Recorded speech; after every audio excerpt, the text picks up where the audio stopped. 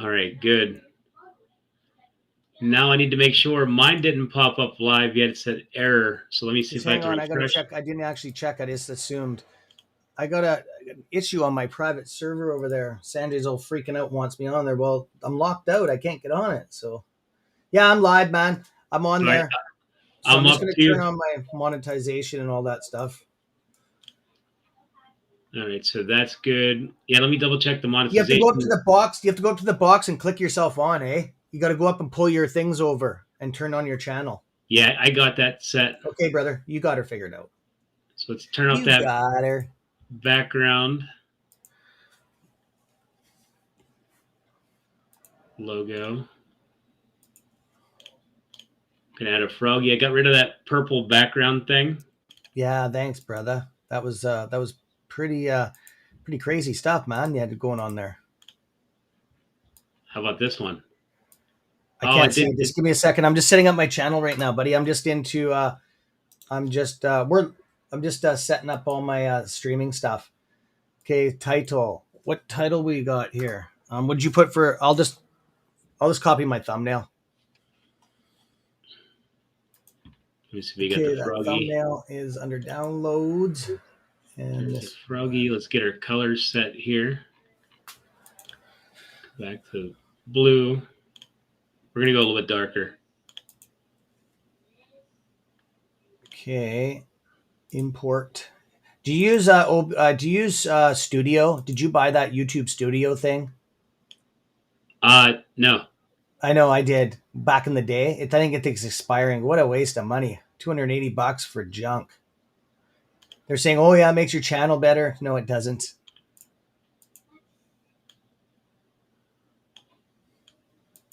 Do you okay when you go under categories? Do you put yourselves under people and blogs, entertainment, or news? People and blogs. Yeah, that's what I do too.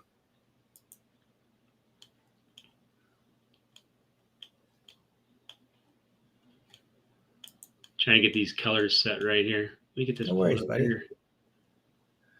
We're gonna do light blue today. Looks good. Let's go check out the chat. How you guys doing over here in chat? Let's go see who we got. We got Mangus, Warren. Now I did come on early because we're trying to get everything set up and moving and stuff like that. Because usually I come on at 1:45. Let me get this screen fixed too. Should probably be more like that or that. Which one do you like better? That one? I'm sorry, buddy. I'm just setting up on this end. I can't look right now, brother. I've got multiple stuff going on here. Just give me 1 second, buddy. Maybe that one. I'm working the same as you. I'm working it. I'm working it.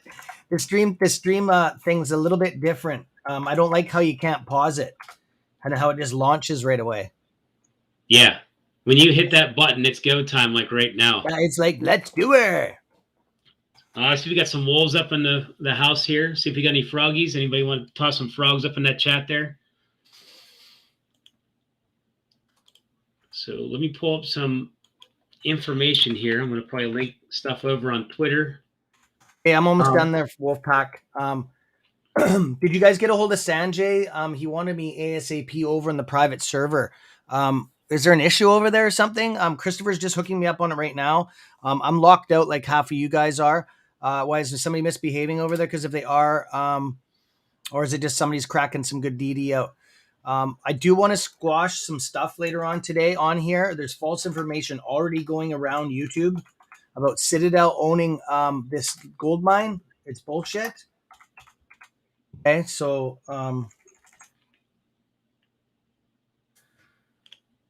yeah, I just wanted to we're gonna cover that. Oh, sorry about swearing. I'm gonna work on that. I already got in trouble from Froggystyles. Is your moderator on here? Not yet. So you're Okay, left. so I gotta watch my potty mouth today, guys. So Wolfpack, if I start swearing, can you please just capital me and just say stop swearing, Cameron? I'm gonna have to make a Dawn dish soap emoji just for that. Yeah. Well, it's a good learning curve for me, right? So okay, I just got a It's message. better in the long run, I think, because some people don't mind it and some do mind it, and it's just kind of nice. Yeah, well, it's just the new way, right? I'm just trying to fit in. I'm just joking, Froggy. Okay, so I'm not getting through this. Server is not liking me. What's it doing? Signing into your browser. Nope. Authorization problems. Nope. YouTube is not letting me in my server anymore. I'm just going to cancel this WebEx thing, I think. I'm tired of it. What's WebEx? My server. I'm just going to not go on it. Oh. Because it stresses me out too much, man. I'm way too busy for this. So it is what it is. People are getting crazy about the gold mine. Tell them to, Sanjay, are you on there? Tell them to come on here. I can't get on there. I've tried. Just here, I'm going to come over to the thing. Just hang on a second. Can you get Christopher on here, please? Somebody, can you call the moderator over here, Christopher, to come on to our off the WebEx over here? Can somebody message Christopher? Warren, can you grab Christopher on private message him on the WebEx server and tell him to come on here, please? All right, let me send a message over to Ape Radio, letting them know I'm coming on early. And do you have Pantheon's email and CSI? Do you want me to send CSI? I don't know. I don't have the link. Oh, no, I do. You sent it to me. Well, yeah, you could send the link up, but do you have a spot down below that says you can invite guests? No, I don't. I don't, dude. I don't. Oh, but what I can do is I got the link that you sent me, and I'm just going to copy it. Let me see if I can promote you to co-host. Okay, try it, brother. How do I do it? Okay, I just want to get some. I want to get some BS out of the way here, guys. I see this Citadel thing keeps on coming up in this this Mudrick thing. I just want to be very clear. Citadel does not own stakes in this gold mine. Okay, guys, there's false information going around YouTube and Twitter. A lot of people are getting upset over this. We have the master list. We have the bought and sold tags for this thing. It is we own, as institutional investors, we own part of that gold mine. Okay. There's a lot of people getting upset over this. And I just want to be very clear on this. Hi, Miss Harris. Can you give me trouble if I swear, please? I'm really working on this.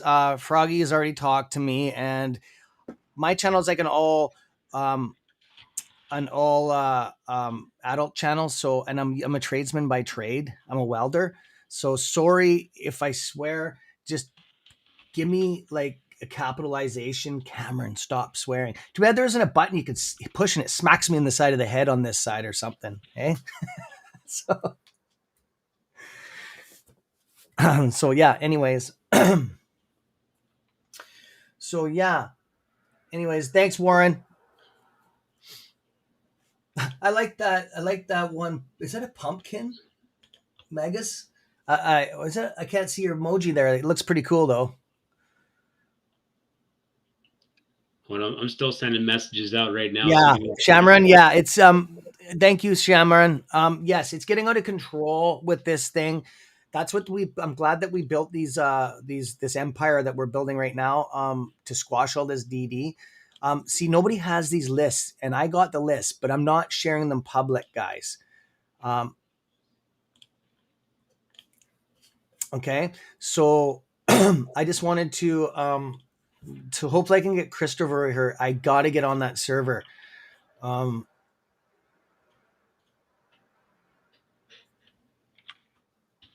No Razor here. No, I can't activate Razor here. I can go over and do it on the other channel.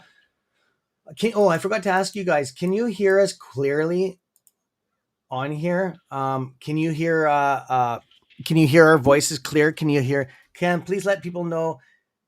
No, speaking to AA about the mine was a joke. Yeah, I was totally joking. But I did send him an email. I did. I sent him an email about 2 weeks ago. But no, I haven't been formally talking to him. You guys should know that. I even said it was a joke. But no, I did send him an email, though, that he should invest in a mine, which it's good for AMC. People got to look at that, right?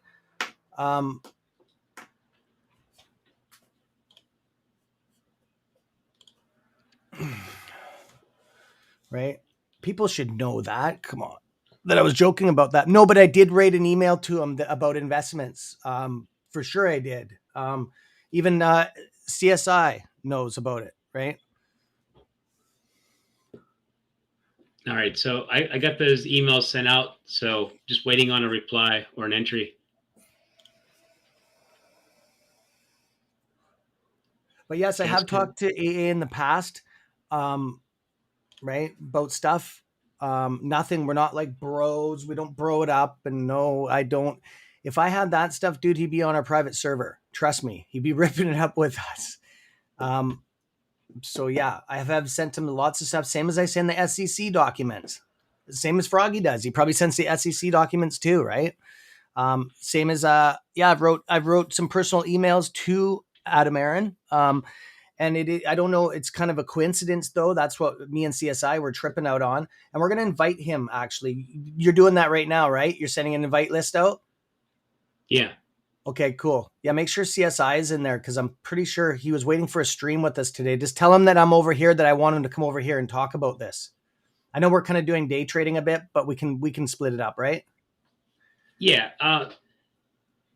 They consider co-hosting is what we're doing right now. We're both broadcasting. That's so messed up. I thought it was actually two people controlling the channel. I could have It's sworn Max okay. gave you the controls the one day. It's okay. Yes, we can hear you. Okay, thank you. Thank you for okay, thanks guys. I really appreciate that. Yeah, we're waiting on Ape Radio now to fire it up, and then we'll bring them in, and then we'll have a good group here, and then we'll pretty much close things up. Okay. Adam Aaron's got more information going out about. Let me pull that up here.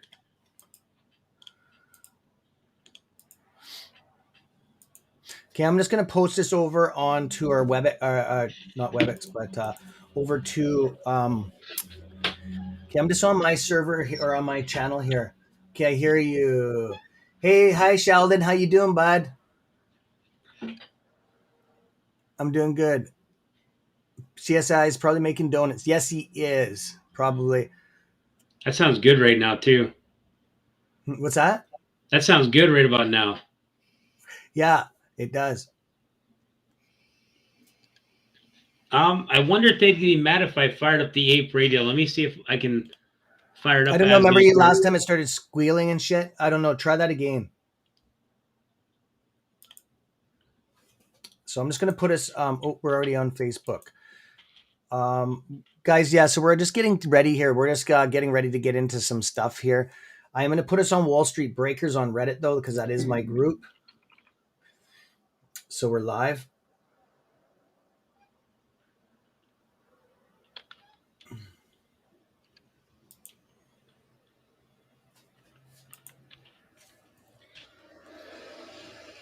I'm not getting a message back from either one. Oh, got him. Okay, he is coming on right now. Okay, cool. Okay, where's Wall Street Breakers? There it is. Yeah, I got a flare.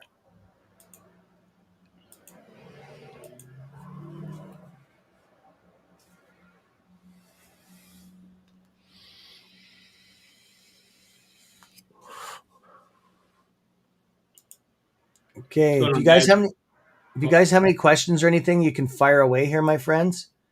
Pantheon, Cam. Oh, Pantheon's on there. I'm dealing with WebEx chat in your absence. No worries. Okay, thanks, Pantheon.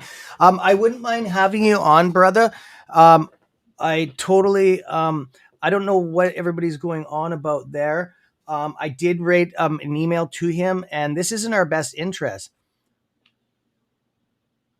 Does Citadel own Mudrick? I would have to look into that. Pantheon, does Citadel own Mudrick? Do you know anything on that? I know that Citadel does not own the mine. I know that. If they own Mudrick, parts of Mudrick, that doesn't mean they own the mine. Okay, I want to be very clear on that. I have the actual list here. Pantheon, I'm going to actually share them with you tonight. In case you're doing a podcast on it, I want you to have some. No, okay. See, that's what I thought. So we have an infiltration of. I'm going to watch it because this lady's his moderator is going to beat the crap out of me if I start swearing here. So I'm going to say. I'm just going to say yes, Pantheon. Yes, thank you. So there's false information going around YouTube. Okay. It's already started. I warned everybody about this gold mine, that people are going to say Citadel owns it. They don't. I'm going to pull up the list right now. Okay. I'm going to pull up and I'm going to share it live. I'm not going to share our official documents because it will get out to YouTube and people will put a spin on it and it will do damage to AMC. Okay. I'm smart enough to know that. Okay. So what I'm going to do is I'm going to pull up some documentation and I'm going to prove that Citadel does not or own this. Okay. I want to do a quick shout out. We got Ape Yes, go Radio ahead. on right now. Go ahead, bro. So the space call just came on. I want to do a shout out to Hedgie with Ape Radio. I'm sure the one will be joining us here shortly. We did come on a little bit early, and it was just to get this set up kind of running. Now we can actually add in, like, I think 10 more people during the close of the market hours. And I did send invites out to Pantheon. So if he wants to jump in here, that'd be kind of cool just to have his head popped up in there. So yeah, Pantheon, did you hear that, buddy? You're gonna get an email if you want to come join our stream live, bro. You're welcome to. I just want to sit. Can I talk for a second, Froggy? Or Yeah. are you busy still? Nope, go ahead. Okay. The Highcroft Mine Holdings, okay? Ticker symbol HYMC. Okay, the mine adventure with AA, okay? I want to be very clear on that. This is the correct information. This is live. It's just been updated 15 minutes ago. Okay, this is not Ortex or any of the other watch. I have to watch my language. The other BS out there. Okay, the SSR is on right now. Okay, on this. Okay, as we speak. Okay, so we're gonna get into some technical analysis on these documents. Okay, the short percent of float on this mine is 40.52%. Okay, don't believe anything else. This is the correct information. Okay, we're going to see a whole bunch of, I hate the word FUD, but I'm going to use it anyways. We're going to see FUD and BS floating around the internet. People are after clickbait strikes. Okay, we're going to see a ton of it. Okay, CSI, myself, all of us are on the same page. Okay, I just want to be very clear on that. I'm the only one with these documents, and I'm already sharing it with the group here. Okay, so I'm just going to get into one thing, and I'm going to do a screen share here for you guys. I just got to make sure I got the correct information in front of me. The person that owns the most shares in this company, in this gold mine, is White Box Advisors. Okay, I'm just telling you that right now. Okay, and Mudrick, that's one of them, and Mudrick owns they're number two. Mudrick owns the most. Okay, they own 24,429,000 shares and some chump change. Okay, so the top institution that owns 40.38% is Mudrick, not Citadel. Okay, I wanted to be very clear on that. Okay, the second that owns 14.16% is White Box Advisors. Okay, and then High Bridge Capital owns 7.8%, and then it goes down. Vanguard is number 1, 2, 3, 4, 5, 6 down on the list. They own 2.61%. Straight up, it doesn't go any other way. Okay, I'm going to share this with you guys. I just got to think about how I'm going to do this because I got personal information on here. Shit. Damn it.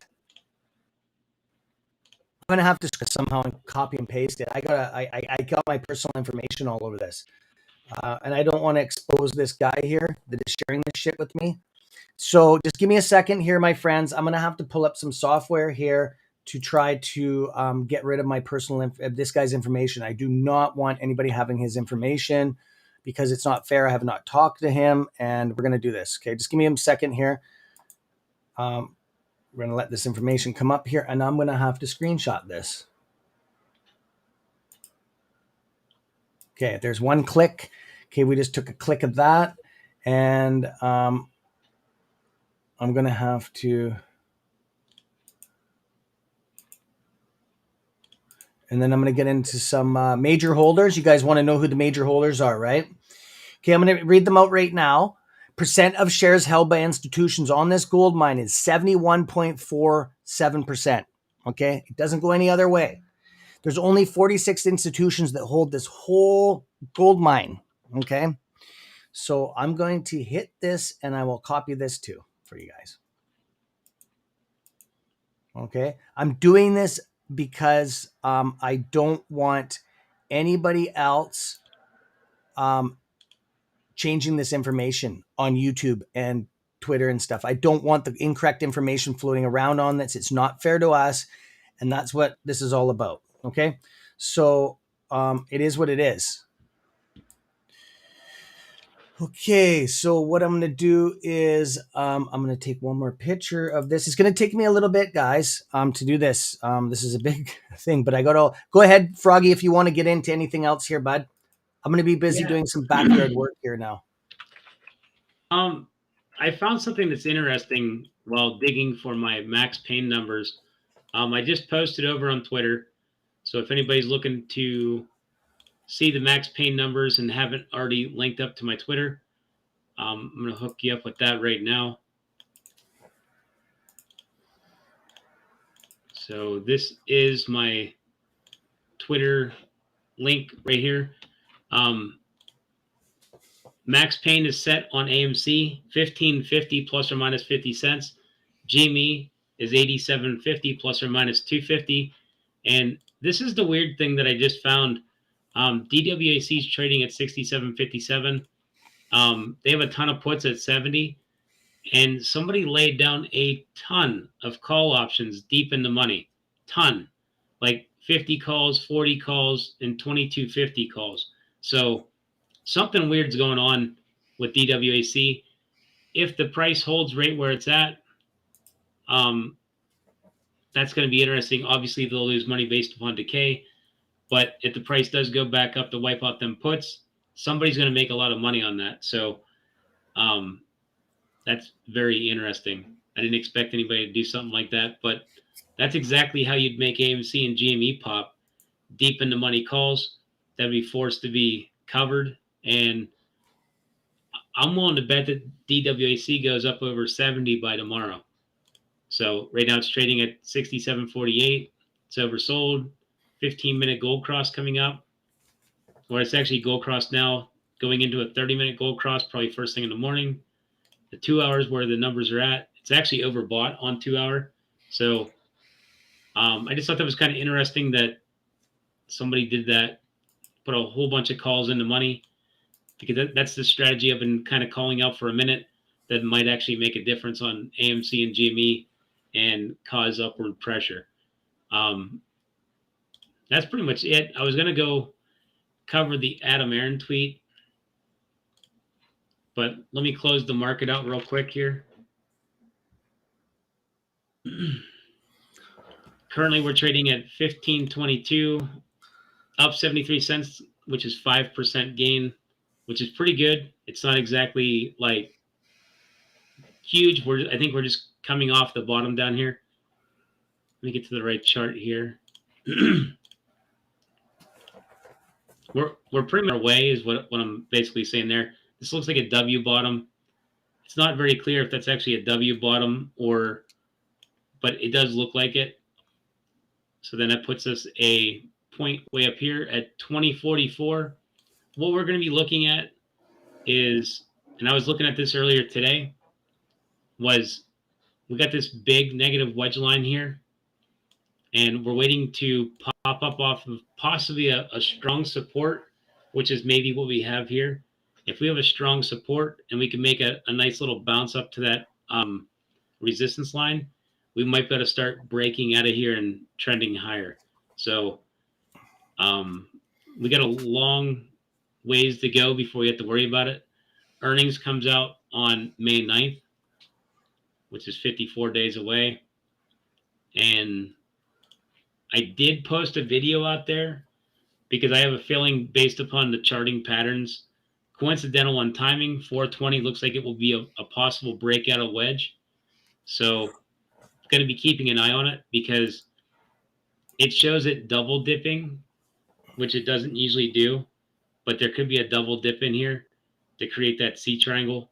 and then it's going to pop up roughly, pretty close to about 420 is where, when you use the bar pattern to pull up the previous pattern, overlap it, stretch it out, it comes out to be that date, which is, I think, is ironic. So we got all kinds of stopping points in here for resistance. So what I'm looking at is how soon can we get out of this wedge? If this is a true support, the only thing you can do from there is work your way up. That's right. Let it consolidate, go across. I think volume's going to continue to taper down going into that corner, into the next earnings. And Adam Aaron did put a post up saying that Batman saved Gotham and it might save AMC. Judging on the time frame, when you shorten up the quarter and you have a really good quarter with a movie and he's not spending, even though he bought that mining company, I think that was from his war chest money. So if he's not spending any of his profits, this next quarter could be profitable because we're already close enough as it is. He's got the restructuring of the debt. That will be a bonus. I think everything will come together in this quarter. So I hate to project it so far out. We got 54 days, but so far it looks like he's done everything right for either closing the gap or profitability. So with him buying that mine, it's actually a hedge. So if the market does go down, gold will go up in price, and he's hedging against it. So hey, I got to interrupt you. Froggy, Pantheon's waiting to come in the room, and you're not letting him in. Oh, I'm not even looking on that screen. There he is. Come on, pay attention. I'm just bugging you. I was on the chart screen staring. I know. You're just. I know you get tunneled. I do too. There he is. Hi, Pan. Hi guys, how you doing? Good. What's going on, man? I've got a lot of stuff to bring up here, Froggy. If you want to finish what you're doing, there's a lot of stuff that's just kind of freaking people out at the moment that I'd love to have us address. But I can wait till you're done, Froggy. Okay. So let me go back over that chart, and then I'll pull that off, and I'll go back to the bigger screen.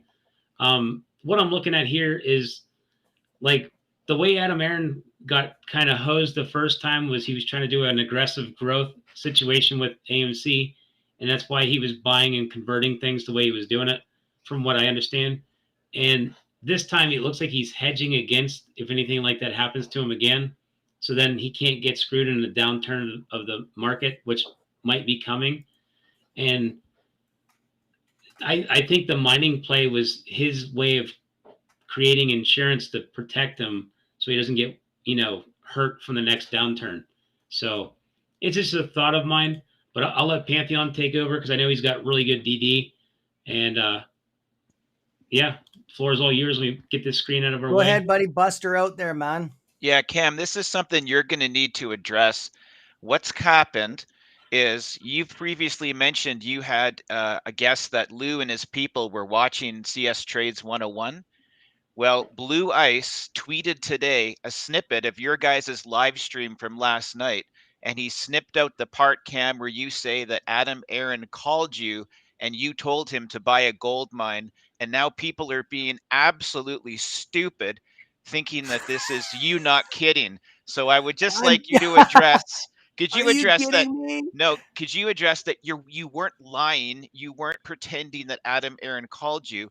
What happened was CSI put out a live stream that had in the title, before anything was said by Adam Aaron, "Hey, Cam, AA must have been chatting with you. And yesterday, you were kidding."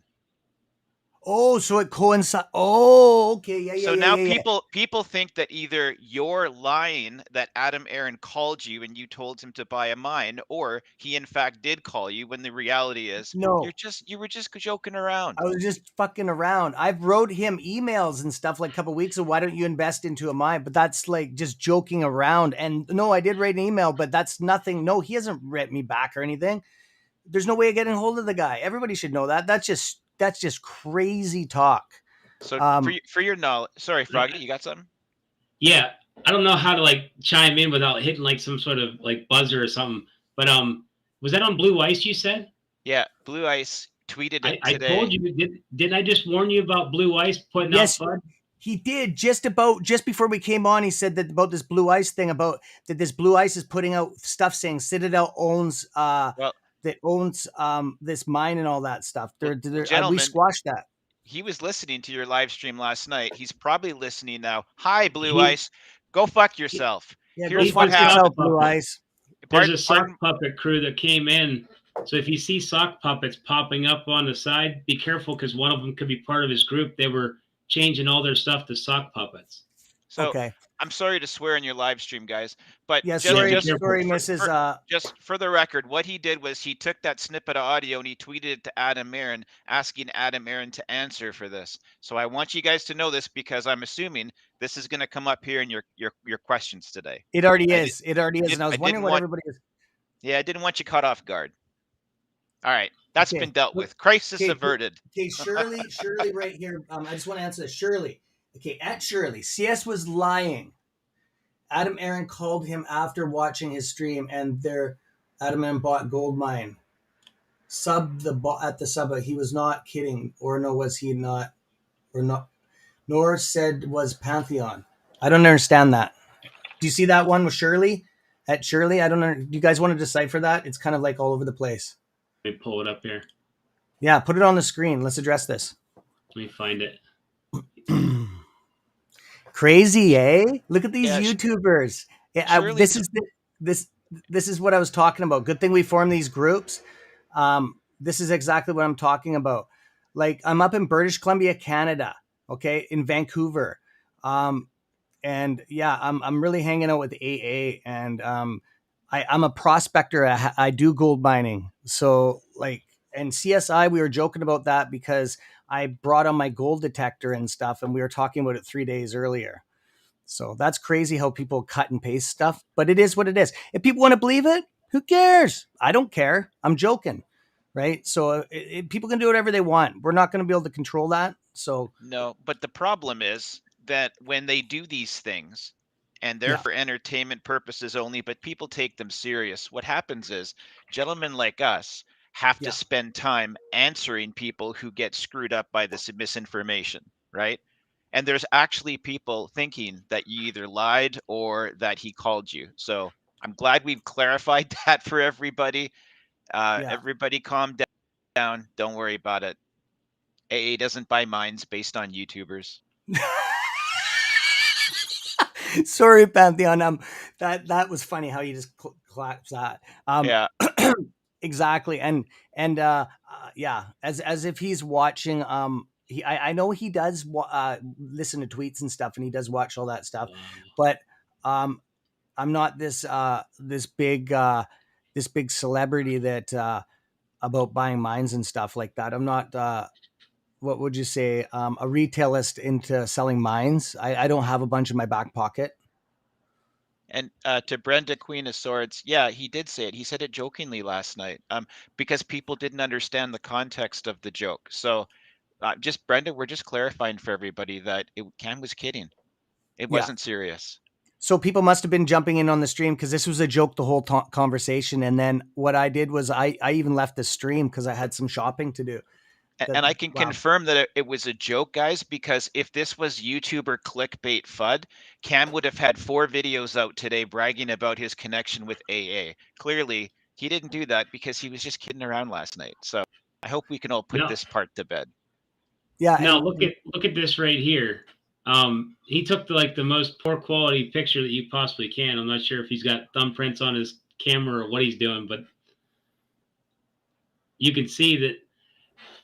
Now, this is the problem when you got people like Blue Ice doing this kind of stuff where they're taking snippets out of there, putting their spin to it. And a buddy of mine, we were both talking about this. We're like, look what Lou's doing. No, we were just talking. It was me and you. Well, yeah, me and you were talking here, but my other buddy, we were talking about these other characters on how they're spinning everything to control the narrative. And so if we have to, we can pull up the exact spot, cross-check it. Like, that's what I'll probably do is I'll probably go back to the exact spot. I'll pull the full thing so he's not using it out of context, pull the full thing, and then, we can check him on it and say, it's people like that that is trying to divide the community by misinformation like that. Isn't Because blue ice like some crystal meth or something? I think that's the name for crystal meth up in British Columbia, Canada. Isn't it, Pantheon? I think blue How ice. That's what they call how crystal meth, I think, up here. how on earth would I know what crystal meth is called? I don't know. Why watch the news? I'm just saying Hey, I on the I news. gotta I gotta jump in again for Yes, Brenda, go Queen ahead. of Swords, and I'm gonna respond to Brenda again because I respect Brenda. Yes, I do She's too. saying he did not say one time he was kidding and then he left. Brenda, here's the thing, is as a YouTube group, as we're getting together and we're doing more live streams with people, what's slipping in is there's a lot of behind the scenes conversations and personalities that are getting to know each other, and sometimes inside jokes are going to start slipping into these live streams. And that's an example. If you knew Cam and you knew what happened leading up to that, you would know that Cam and his wolf pack would know that was just a joke.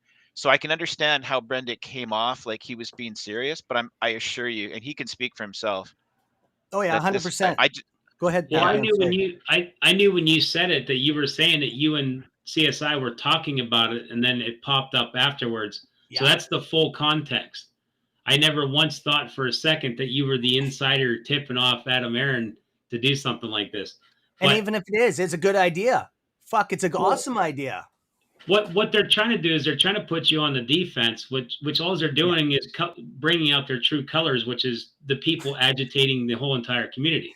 Yeah. So we get to expose them for who they really are, which is This is FUD dealers. perfect. This is perfect. This actually shows it without us having to do all this DD. It shows what these people are like. And if they people click on this, that's on them, right? So like I said, I'll go back to the video and I'll get that one little section and then I'll expand it out and play the entirety of it. So then he can go and address that on his own, because once people see the full clip from start to finish and they realize that it was just you saying previously when we talked about it, now it popped up. I mean, let him explain that to people and why he's twisting the truth.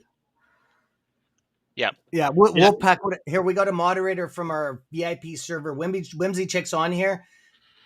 It's distraction from Lou's fuckery. Sanjay nailed it. We got 2 moderators on here from my channel. We got Whimsy Chick from our private VIP server. Wolf, I would have said it first on the server. For sure I would have. That would have been bragging rights, man. AA, come on. Contacts me? Really? Now, Thank you, careful Brenda. with the swear words. We still got to be careful with the Did I words. swear again? Yeah, you read the whole comment out. Sorry. I'm going to get kicked off here. This is priority mail you some Dawn.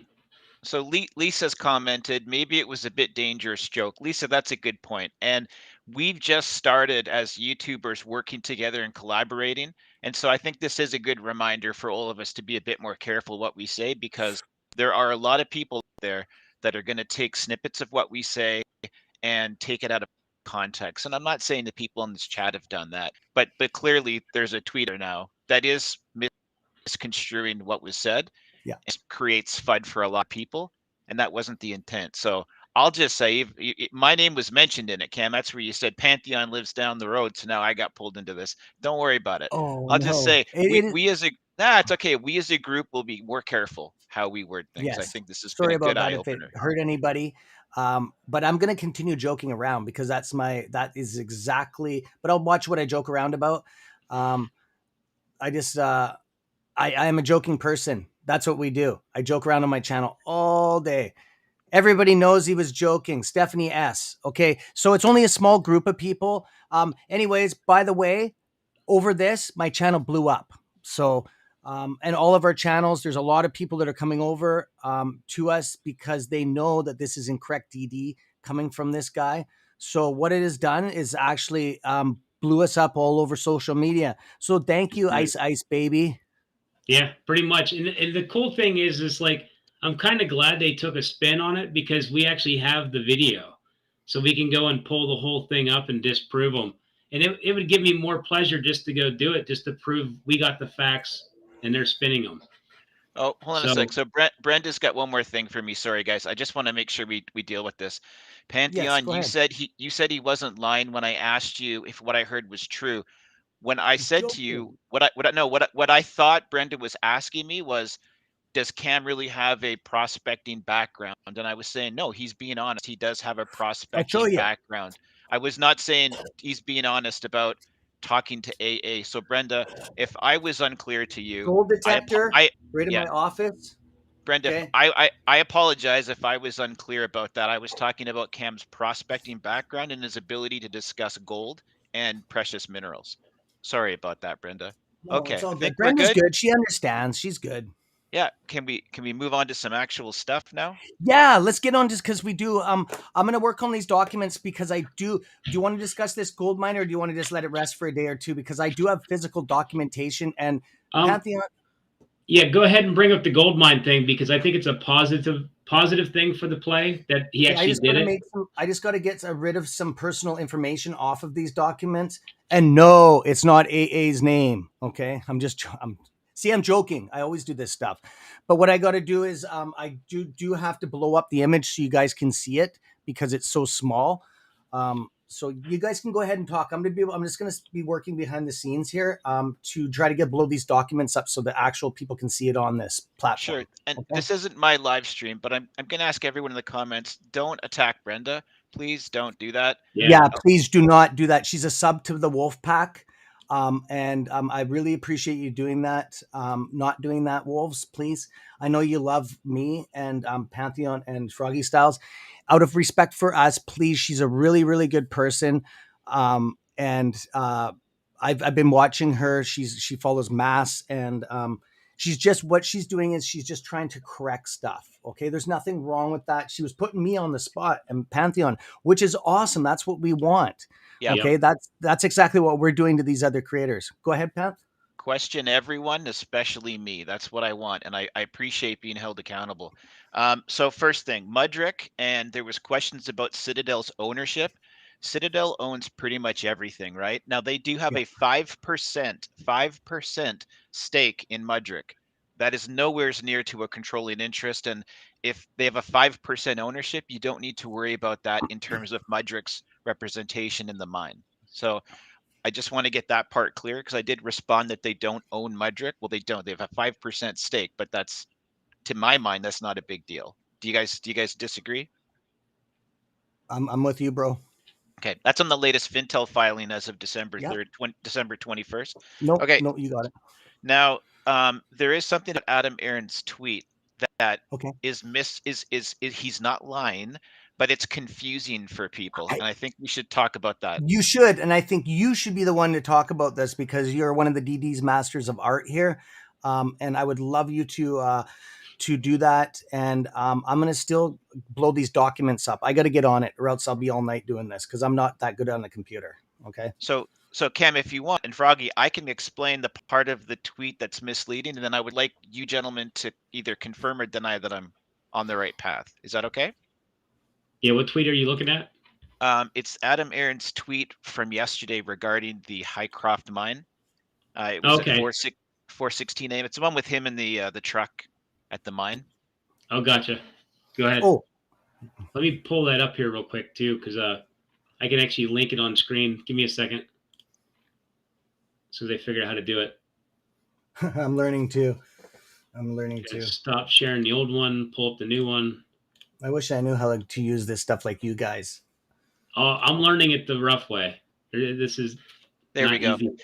Okay, so this tweet is, I'm not going to say it's outright FUD, but I think he's confusing some people because what I've seen is a few YouTubers and others have taken the numbers he's got here, multiplied them by the spot price, and said, oh my God, we have 22% of this. That's not true. So what he said here is it has 15 million ounces of gold resources. Gold resources is not the same thing as gold. Okay. No. We have to be very careful about that. So the way he's written this, it has 15 million ounces of gold resources and 600 million ounces of silver resources. Those two things are not exclusive. The silver resources are counted within the gold resources, and I can explain this. Yes, So because they're smelting now. You're right, bro. Go ahead. so really what he's talking about is the gold equivalent, not the gold resources. And I can prove this because I've got a just one sec. Let me pull up And I'll this second file. this because I'm a prospector. The two are together. They have to separate them through a process. Okay, they're interwound. That's called impurities. That's how gold is not 100% impurity. It has mixtures of quartz and a whole bunch of graphites and a whole bunch of impurities. And usually it's mixed with silver.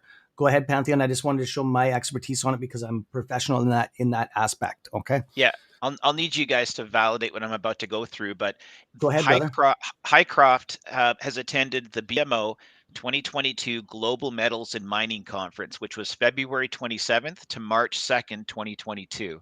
Now, in this, they had to prepare a shareholder focus. I've been doing a deep dive into these guys for the last 24 hours. And as we look into their shareholder focus, okay, what they do is they break down their actual precious metal deposits. And those numbers do not match what Adam Aaron said, but it's misleading because people read Adam Aaron's tweet and they think this means 15 million ounces of gold and 600 million ounces of silver. That's a lot. That's not quite correct. They have 9.65 million ounces of gold. Now, when they use the term gold equivalent, what these guys do is there's a way you can talk about how much gold you have in ounces, how much silver you have, and then what they do is they merge them together into a term called gold equivalent. And gold equivalent takes the ounces of silver, multiplies it by the spot number, and then takes that overall number and then divides it by the gold spot price so that you now get what that silver value is equivalent in ounces of gold. Why do they do this? I have no freaking clue. But then it gives you 15.3 million ounces of gold equivalent. What that means is the gold 9.5 plus the 456 million ounces of silver times the silver spot price divided by the gold spot price gives you the ounces that value would be in gold if it was gold, gives you a total 15.3 million ounces of gold. So what I'm saying is you can take the 15 million ounces of gold resources, which is actually gold equivalent, multiply that by the gold spot price, and that's the value of what they've got there. Or you can take the 600 million ounces of silver, multiply it by the silver spot price, take 9.65 million ounces of gold, multiply that by the gold spot price, and it will equate the same number. So what people are doing on YouTube is they're going 15 million ounces times the gold spot price plus 600 million ounces times the silver spot price. That is not how this is done. No. And that's what's misleading about it. And then on top of that, you've got three different sectors of how you can tell gold. There's inferred, indicated, and measured. Man, I haven't slept. I've been deep diving into this. It's by So metric tons usually. It's measured, but go ahead. so what they've got for when it talks about inferred, and there's 5 million ounces of gold inferred. Now that's basically you haven't dug into the ground. You just have ground penetrating radar. You scan the ground and say, we think there's silver in here based on the results of these scans. Then there's an indicated level. That's where you've taken a large site and you maybe drilled at a couple of corners and maybe one in the middle. And you say, we have enough data to assume that there's enough gold between these points that it's going to be a large deposit, but you really don't know. No, Then the there's core samples. Yeah, go then ahead. there's then there's measured, and measured is where you have a ton of core samples throughout the entire site that Yeah, validates this is the size of deposit that we have. And the yeah, 9.65 million ounces of gold is measured and indicated. It's not all actual 100% gold. That's what they think is there with the best possible information. yeah. Silver, they've got 456 million ounces of silver that is both measured and indicated, and 150 million ounces of silver that's inferred that they have not even done more than just scanning. So to say there's actually 600 million ounces of silver, well, I mean, there's inferred, indicated, and measured. And if this is boring the hell out of everybody, don't worry. I'll No, put it's this into not. a video. I'll put it into a video and I'll put you to sleep with the video. No, But I buddy, just want I'm just go trying to ahead. clarify for everybody this tweet. I've seen YouTubers just taking those two numbers and multiply them. That's not accurate. Now, having said that, that's still a hell of a lot of gold and a hell of a lot of silver. Damn. Yeah, Yeah. But these are really small flakes, and the process for extracting them isn't as refined as Ugh. what we'd like to see. So there's going to be some time. It's not like we're going to turn this thing into a gold mine that's just cranking out bricks and bricks of gold for AMC today. This is No. more of a longer play, and it's more something geared towards Monty on your WebEx put it best. Monty said this is really a post MOAS setup for AMC, which I think It's gonna he take worded something. years. Yeah, Monty said something like that, and I mean I love the way he said that. Yeah, he's a So smart individual. that's as much information as I want to sort of share on that. I'm pulling a little slide deck together on this, showing the I knew you differences would. of inferred and indicated. Not to say AA's given us FUD; those are numbers, but I think he maybe misunderstood it, and not in a deceiving way, because like what I've explained isn't, I guess, a huge deal. Hey, But it's got YouTubers throwing out numbers that aren't correct. Okay, we just have to be careful. it's also a text, and I've explained this before. There's no emotions or feelings attached to and expressions attached to a text. I've explained that so many times. He only has a short little category to write it into. And you're Pantheon, you were so right. I've been doing this, and I've worked as a welder millwright into quarries and stuff, building the conveyors. The separating process is huge. They use a shaker. I'm going to explain a little bit. I'm going to elaborate on this a bit because I know about this stuff. There's a shaker screen that they shake the impurities out to separate the bigger chunks, and then they go through a crusher. It's called the jaw, and it crushes it down into a powder. Okay. And then there's a separating process in that. And some of them they use toxic chemicals to separate it. And then there's some that they use heat extraction. Okay. Depends on what the impurities are. Gold is very soft. Okay. Silver is very soft. Quartz, graphite, all that stuff, impurities are very hard. Okay. So what happens is the gold melts and comes through. Or it will, if they use a mercury, they use mercury, and yes, they use mercury to separate it. Mercury attaches to gold, or sorry, gold attaches to mercury. Correct. That's the other way around. So it attaches. If in the gold pan, if you put a piece of mercury and you got gold dust in your gold pan, and you go like this and roll it around, it will pick up the gold. Okay. I just want to be very clear on that. So Pantheon nailed this. Like my mouth, I'm blown away, dude. That is killer. And I can't wait until your podcast comes out because everybody's, where is he? Where is he? Because I've been cracking out some serious hours here doing podcasting. And this is just the start. So yeah, that's where he has been. A lot of people have been asking, well, why is he on live? And I said, when he's quiet, he's working on his stuff. So yeah, Tony, we do plan on addressing the Blue Ice tweet. It looks like they're trying to put a spin on it by taking something out of context and acting like it's a fact. Kim was actually stating the fact that him and CSI was mentioning it prior to, and then all of a sudden, like, I don't know how long after you guys mentioned it did he pop up purchasing a mining operation? It was like, I don't know, hours or something like that, a day or something like that. No, 2 days or something like that. But I did write a letter to him. That is factual information, but that is nothing to do with, nobody listens to anything. I rate like they rate the SEC, but I didn't say like, oh, go purchase this ticker symbol. I almost swore. I caught myself. Miss Harris, see, I'm doing good. So anyways, I didn't say go buy this mine or anything like that. How the heck would I know? I'm in Canada, and how would I know even about this mine? Like, I didn't even know that there was a mine there. So it doesn't make sense. It's totally. I look forward into making a video on it and addressing it because I had a feeling that Lou and Blue Ice were twisting information on purpose. So explain about your Lou theory. Explain about your Lou theory, Froggy, because we just talked about this before I even knew about any of this. Well, I want to put that in the video after we're done here. I'm going to make that video. Oh, okay. Because I don't want to give up too many of the details. I'll give them a chance to like counter the narrative. But yeah, the Lou theory is, I'll give you like a breakdown, but there's going to be more in the video. When the information came out that Adam Aaron purchased a mine, most of the people that have shares, the first thing that they thought, which I mean, including myself, I was like, sweet. And then I went to go look into it to figure out what he actually did. And that's pretty much where it stopped. I was like, okay, cool. This is probably good for us. It was cheap. It didn't look like, anything too wild. The numbers look great. So, I mean, yeah, of course there's Mudrick in there and that brings questions, but not for 1 minute did I sit there and say, oh, darn, he bought a mine. Like But if you look at it, Lou got all like kind of butthurt about it. It was like, oh, really? Yeah. And I'm like, that's not the reaction that you get if you actually hold the shares. That's a reaction you get if you're a short. So I'm not saying he's a short. I'm just saying that there's no way he's holding shares because he'd be enthused that Adam Aaron did something positive instead of feeling like, oh, we're going to have to check into this. So he's going to get called out on that. It's the plan is for today.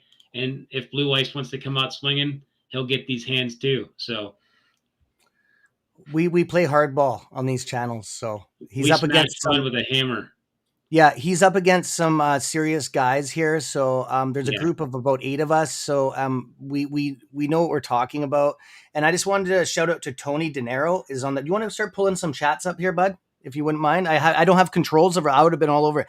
Yeah. Tony Denaro just wanted to say thank you to Froggystyles, and I think on there, and I think he probably yeah. So not a problem, Tony. And I know you probably went Pantheon in there. That was maybe before he was on here. But yeah, we don't mind doing this stuff. It needed to be squashed. I'm still trying to. I need a computer guy here, man. I'm still trying to figure out this snipping thing. Thanks, brother. Let me see. Brenda says, I don't understand how the live stream from start to finish could have been took out of context, though. I listened to it today again 3 times. Looking forward to the frogs to replay it. Yeah, that's what I'm going to do is I'm going to go and find that segment, break it down, replay it, and just basically explain it. And then I'm not sure what kind of like version he has here. It's like the extra blurry version, but we only need the audio, and I can play that back and see where he took it from, and then I'll expand it out and do the whole version. And then if once I make a play of it, if Cam wants to go and review it and basically put his 2 cents in it and put it back out there. No, I'm okay with it. I'm just gonna let it die. If people are crazy enough to believe that, the people know me, right? I don't need to. I'm on Froggy. Whatever you put out, whatever Pantheon, whatever you guys say, I'm okay with it. I'm not gonna. You guys know me. That same as with Doge Warrior with that stuff. It was 2 conversations, and I don't care. It can continue on their end. It doesn't bother me, right? Everybody knows that I'm that I joke around. Everybody does, right? I'm a Canadian, man. What do you expect? We're all happy and joy and joking around, right? The reaction it got bothered me because I just swore on this live stream and I never swear. Yeah, sorry, bud. Sorry. Nah, my apologies to you guys and to your mods. No, I'll keep my language clean. No, I know. Sorry about that, Pantheon. But I'm just saying, as me as a person not knowing this, like before I knew this, that's what I meant to say. That just joking around. All right. But yeah. Did you have anything else to discuss here at all? Well, Sub has the boss is asking a question that's unrelated to all of this. It's a architecture question. Go ahead, bust her away. That's your forte, man. I know nothing about that stuff. That's you, bro. That's to you. He's asking what a tofu building is. I hope you don't live in one. What is it? A tofu building Yeah. is basically a building where it's in an earthquake zone, but the superstructure. So buildings have, I'm an architect, by the way. So buildings have superstructure and substructure. Substructure is everything below grade. So your foundations, if you have a basement or if you have multiple parking levels, that's your substructure. Superstructure is from grade up. And what buildings, when they get to be tall towers, they need to be able to move. They move with both the winds and they move with when the earthquakes take place.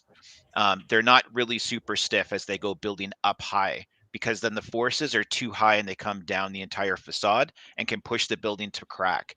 And what a tofu building is a building where the superstructure is not designed for the minimum. So the building code is the minimum building requirements, and the building code in all jurisdictions is the minimum requirements to allow firefighters the ability to get in and save people's lives in an emergency. That's the entire reason for building codes.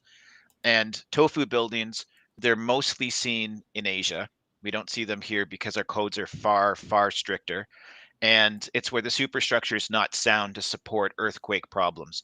For example, you guys heard when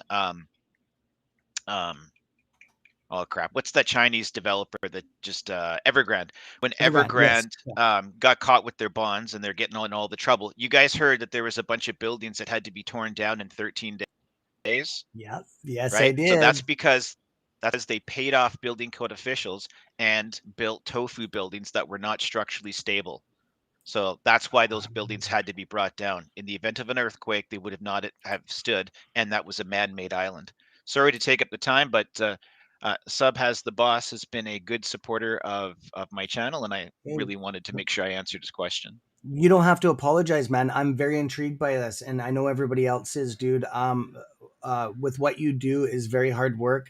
Like I'm a welder, and like the measurements and what you deal with is very precise and to be dead on. Um, if I have a gap or cut something that is out and it's an eighth, I can just fill it in with weld and I continue for my day. So I know that's kind of shoddy work in a lot of people's eyes, like machinists and architects, but it's just reality, right? We're not trained right to the hundreds, thousandths, or to the millimeter, right? So that's crazy stuff, man. I really respect that, what you do. Do you have any other? Do you see it? I'm just on a different screen, guys. I can't see the restream. So if you guys wanted to just go through and just pick out some questions to address stuff, you can. Just feel Yeah, I free. got one there for Yeah, Pantheon. I'm just listening. I'm just listening Oh, to you guys on audio. Go ahead. I live in Vancouver, British Columbia, Canada. I started off as an architect designing hospitals, a clinical planner. So my job originally was to sit with the doctors and nurses. So, anyways, I'll try to make this quick. Like 20 years ago, the health authorities would hire architects and engineers to design a building for them, and then they would put it out for tender to the contractors. The problem was the architects and engineers didn't know how to estimate, they knew how to design, but they didn't know how to design cost effectively. So what happened was the contractors would get the final design and they would see all the flaws in it, but they wouldn't tell anybody. They would bid a low number knowing there's going to be a ton of change orders. And you guys may have seen there's joke cartoons out where it's got a big boat and it's got a little dinghy towed to it, and the dinghy's name is original contract and the big yacht is called change order. And that's basically what happened. So governments thought they were building buildings for $50 million and they end up being $125 million. And we hear that in the news all the time. It's because Sorry, guys. the designers didn't know what they were doing for cost effectiveness. So what's happened in the last 10 years in British Columbia, we're after England and Australia. They've started going through more projects like public-private partnerships where the government contracts from the health authorities, they hire the contractor directly, and the contractor hires the architects and engineers, and then the contractor manages the architects and engineers, letting the client get the design they want, but managed by the people who know how much it's going to cost to build, so they get put on a fixed price. So now projects are $200 million and they get built for $200 million. Now, where I come into all this is I used to be the architect who was designing, and then I was one of I'm going to say it, one of the few guys who cared that my client was getting overcharged because we didn't know what we were designing. And so I was a young kid right out of college when I was realizing this.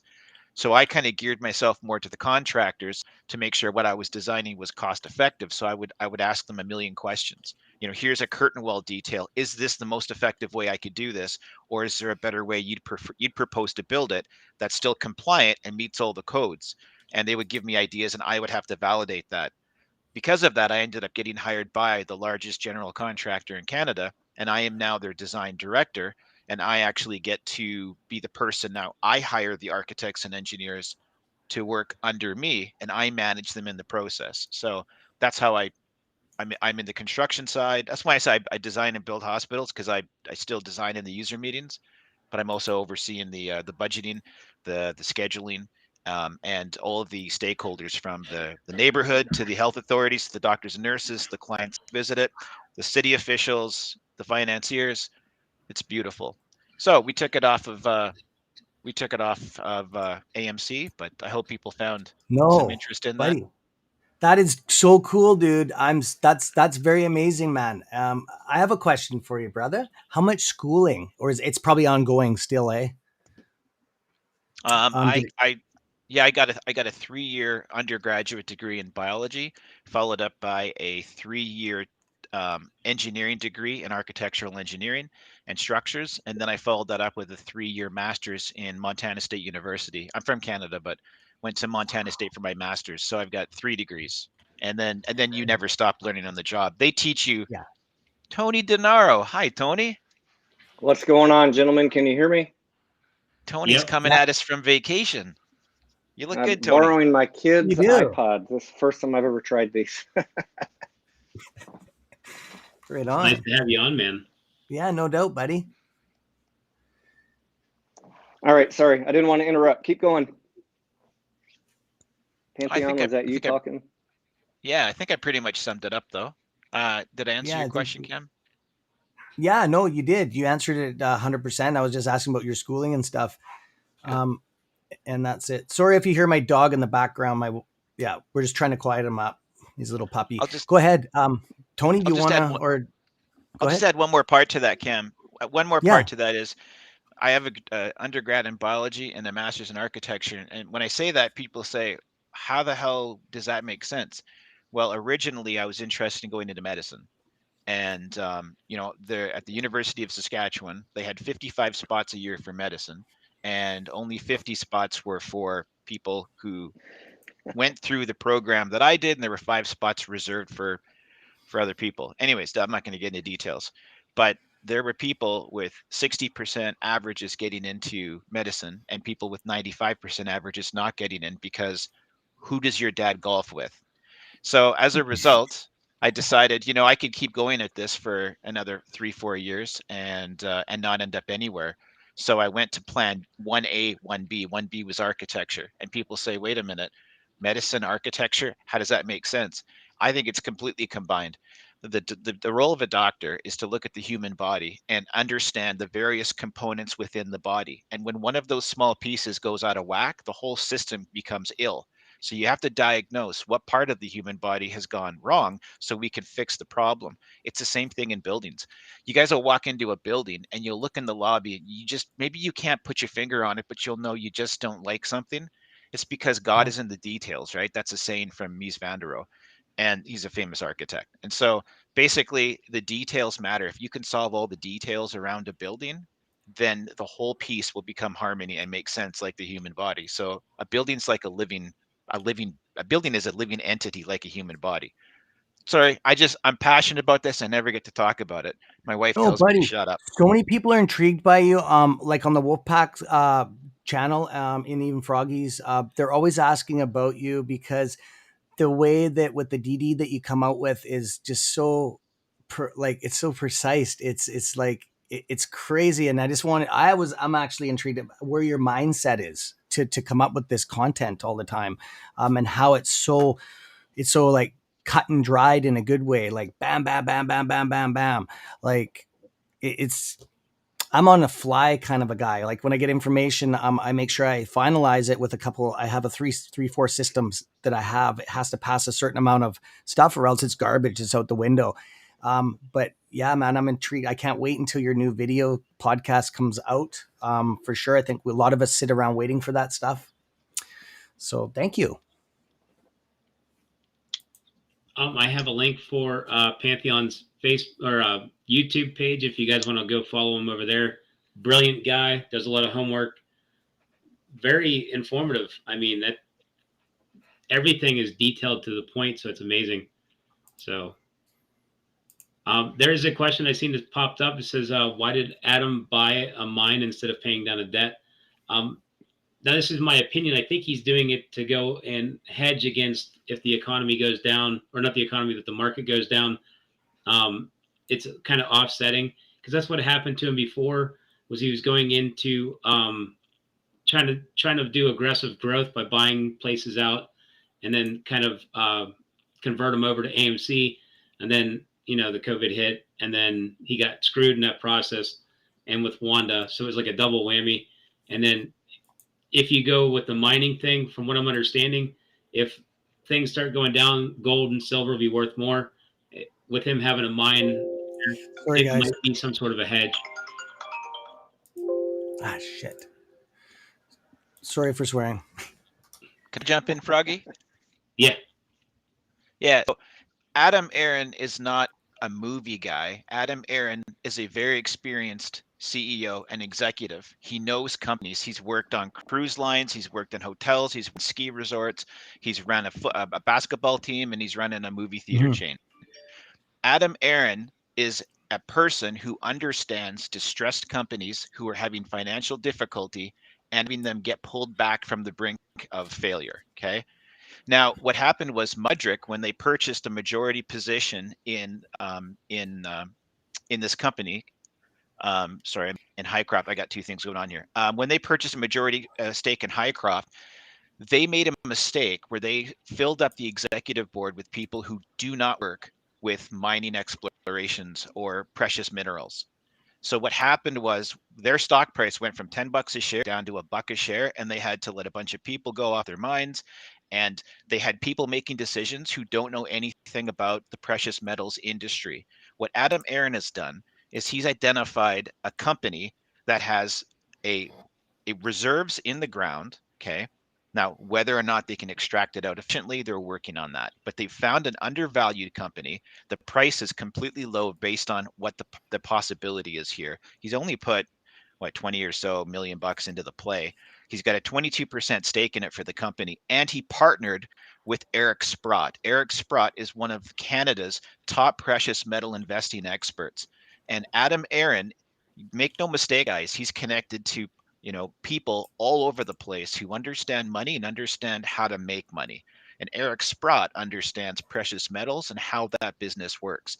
And Adam Aaron got AMC a seat on the board of directors at Highcroft as part of the deal. So what he's done is he's brought an expert in the industry with him, both of them getting 22% of the company, to step in and help this company. AA's ability to help them steer the way through their debt issues, and Eric Sprott to help them understand how to make most advantage of the precious metals market.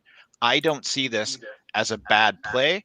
I don't think it's going to be a play that makes us MOAS tomorrow, but I think longer term, to me, I think this is looking like a measured and calculated decision. That's my take on it. So I pulled the chart up here. Yeah, I pulled the chart up here. You can see how it's like obviously been brought down in price severely. Not exactly sure what it's exactly worth, but you can tell it used to be worth, let me pull it back up over here, between $13 and $16 a share. It's been driven down probably because of the fact that it's not posting any revenues and stuff like that. So there's probably negative things that drove it down in price. Plus, how the shorts like to drive things down to make it cheap to basically buy them out.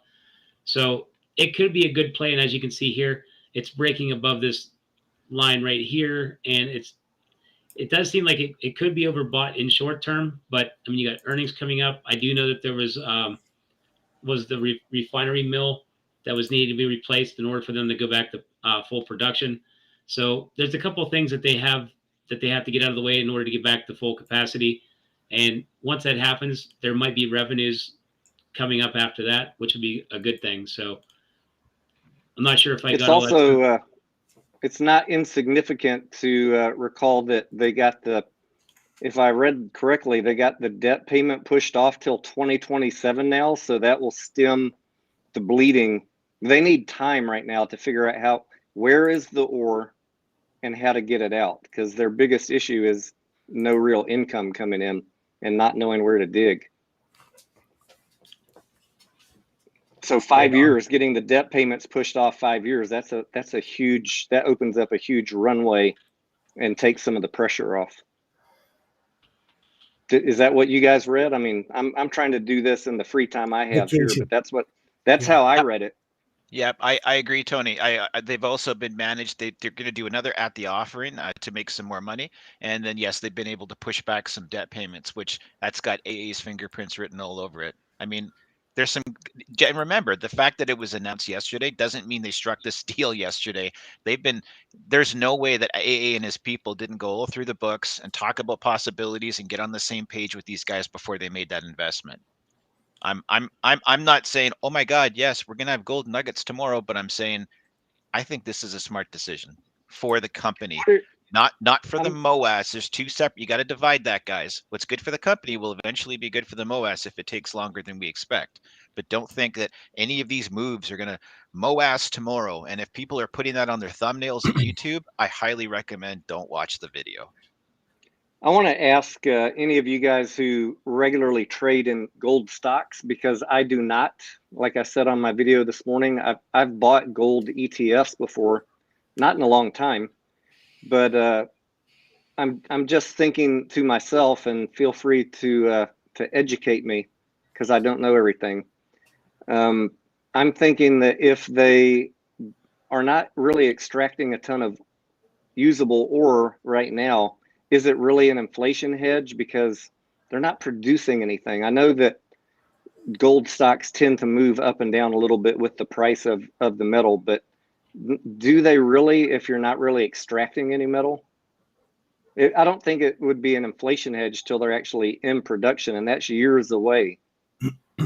I agree, Tony, because we don't know the process. And yes, you're right, because it's not actually, who knows if they even have the process set up to do this extraction. There's multiple ways to do it. We don't even know who the company is that's going to be separating this.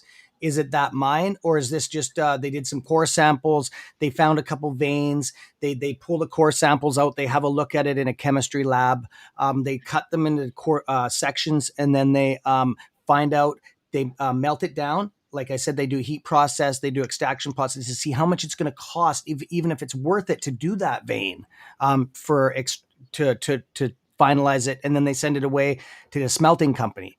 So there's a huge process. Aren't they doing it through leaching? They have leach fields on the property. Yeah, this is the process. Yes, this site in Nevada has been pulling out gold for over 10, 15 years. So they have settling ponds and all that there then. There were previous people here pulling out gold previously. Now that was the easier gold to get. And yes, they're using leaching ponds right now, which has to separate some things that they're pulling out of the elements they're pulling out of the earth. I'm still getting into the details of that extraction process, debating whether or not to put it in the next video as well. The heap leaches. But that's something that they've already were doing. They shut down with COVID, and I can't. I'm trying to figure out, why does COVID mean you have to lay people off? You're in a frickin' mine. I think people would be socially distant there with those trucks. Nevertheless, I digress. But this has produced in the past at this location. It's not like it's a untapped earth and they're prospecting. Like this is so there's equipment that's still there that they were using previously. Yes, I got some documents that I said that I was going to work on. I finally got them. I did pull off some personal information where they came from. I don't want to disclose that because I have not contacted the person. These documents are floating around, but I had my personal contact information on there on my other email that I just don't share. I just share CS Trades 101. I'm going to pull up a documentation. This is it's from last year, the 12th month of the 30th day, is what Mudrick owns stake in it. Some of this this is the most recent document I could find. So I know that there's a lot of people that are wondering what's going on here. So I'm going to share the one document, and there might be, like I said, there might be some new stuff going around. And if it is, just email it to me, cstrades101@gmail.com. So we're going to go in a screen share one. I tried to blow it up. Hopefully you guys can see it. You might not be able to see it on maybe a phone or something like that. So here's the first document right here that I came across right here.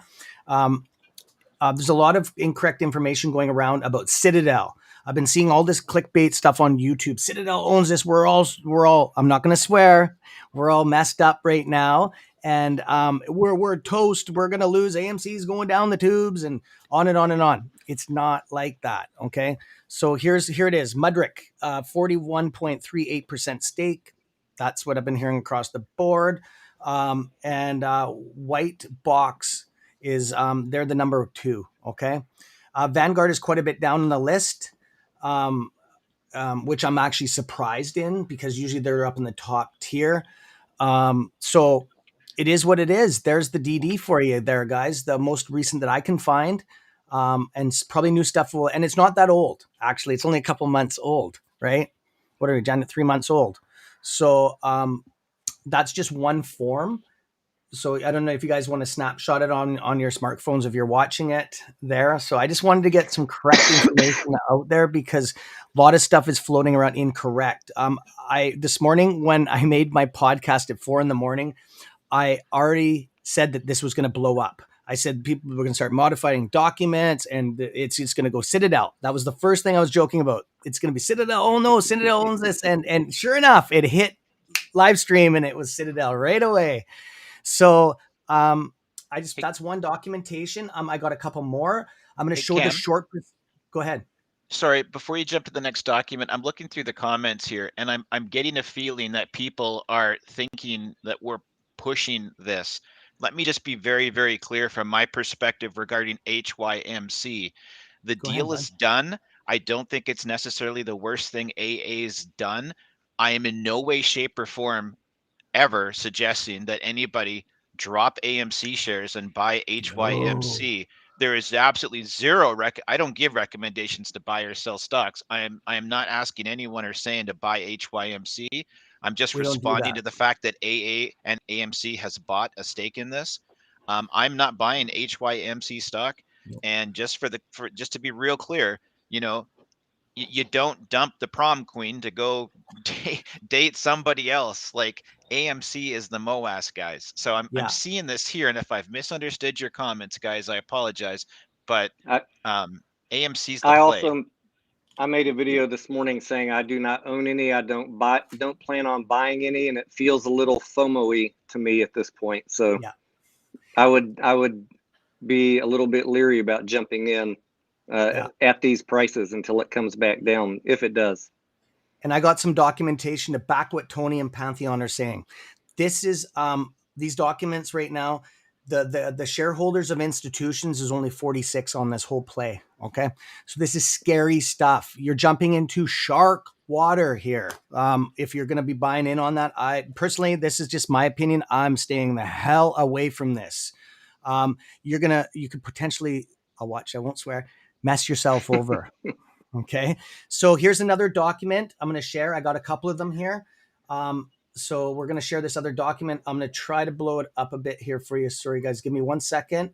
You just have to bear with me. I'm not as good as most of these people doing this. So I'm learning. So here we go. Share. Here it is right here. Did it come up? Okay, so here's another documentation. Okay. A lot of this, people have been asking this. How many institutions own in this? It is a fractional of what AMC. So it's only 46. Percent of float held by institutions, 72.20. I would stay the heck out of this, man. You'll get squashed like a bug. So that's just my opinion. I'm not, like I said, that's just what I would do. Okay. So I just wanted to, and it's cropped and cut is because my personal information is attached to it. It was sent to my personal email. So that's all why it's like that. I just gave you the raw document showing that it's not been modified. Okay. Cause I know a lot of that's starting to happen. You guys I'll leave it up there for a couple seconds. You guys can snapshot this, and hopefully if it's other tubers snapshot this, please state that this is, it. And, the documentation, the most recent that I have. Okay. So I just wanted to put this out there because I know we're going to get a ton of clickbait coming out with all these different numbers construed. So this is the real documentation. Okay. So far. Okay. I'm going to pull this down and I'm going to go to the next document and then I'm done with this stuff. Okay, my friends. Okay. The next one is going to show you how much shorted, and this does not mean for a short squeeze. Okay. I'm just going to be very clear on this. You do what you guys want, but if it was me, I would stay the hell out of this. It's too scary of water. Okay. So we're going to share this last document here, and this is it. The short percent of float is at 40.52%. That's how bad this is shorted right now.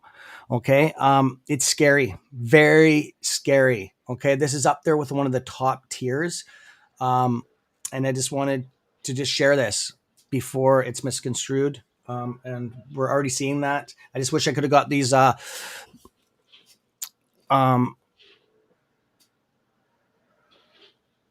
yeah, I just wanted to share this so it's factual out there. But I think a couple of people are ahead of me on this. I have seen some different numbers.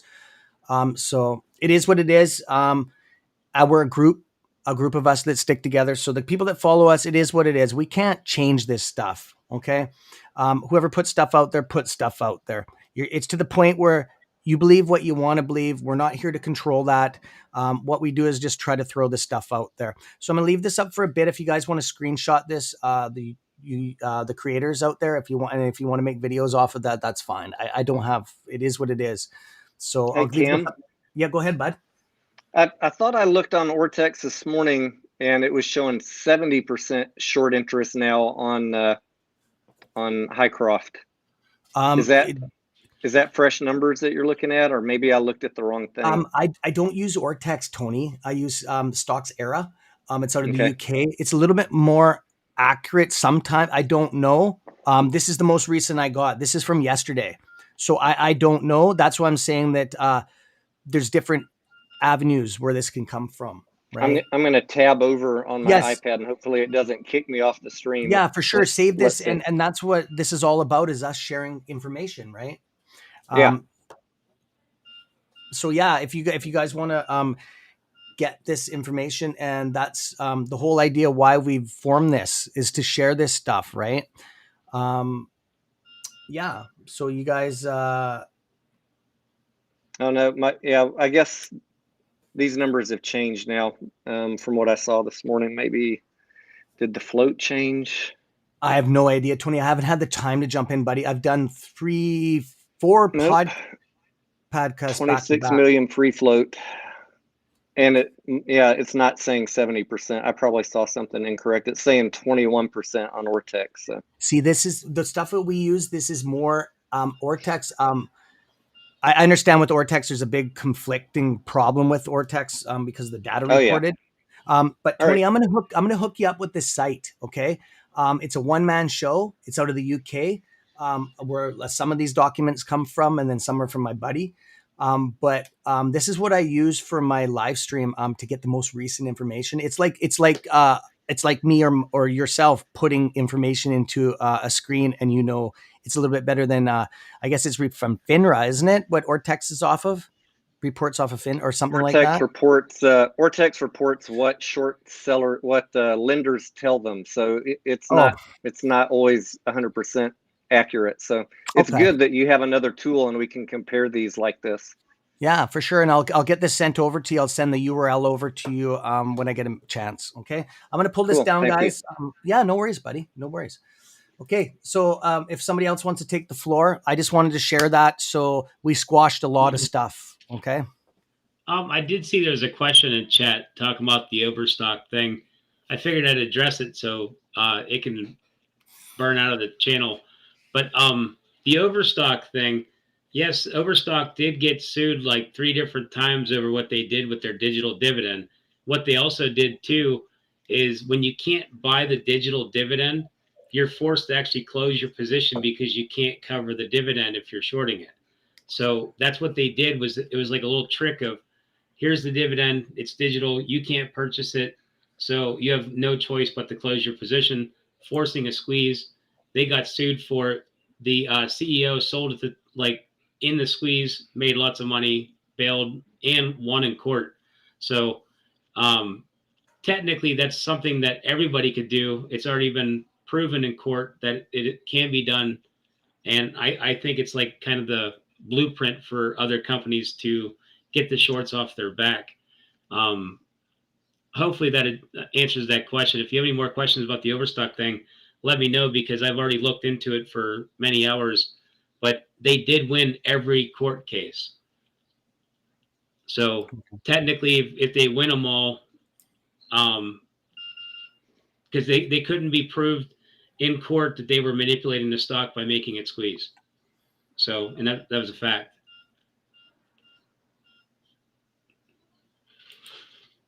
So if you guys have any other questions about it, just ask me and I'll go further in on it. I'm good right now. I'm just trying to correct some stuff on my thumbnail here, guys. Multitasking, my friends. Not that I'm ignoring you. I'm just correcting. I'm adding Tony into the thumb title because I'd like to have correct information when people are watching my podcast. I'm adding Pantheon in there too. So that's what I'm up to. Put them in there too. I just like correct information. That's all what we're about as much as we can. So that's what I'm doing. So that's how fine-tuned I try to stay. I know it's a little bit kind of a little bit too much in some people's eyes, but hey man, little things can get twisted, as we just seen today over little things like that. The reason I was asking you guys about the blue icy tweet, as you know, or maybe not everyone knows, I'm on vacation and only on electronics a couple minutes per day right now.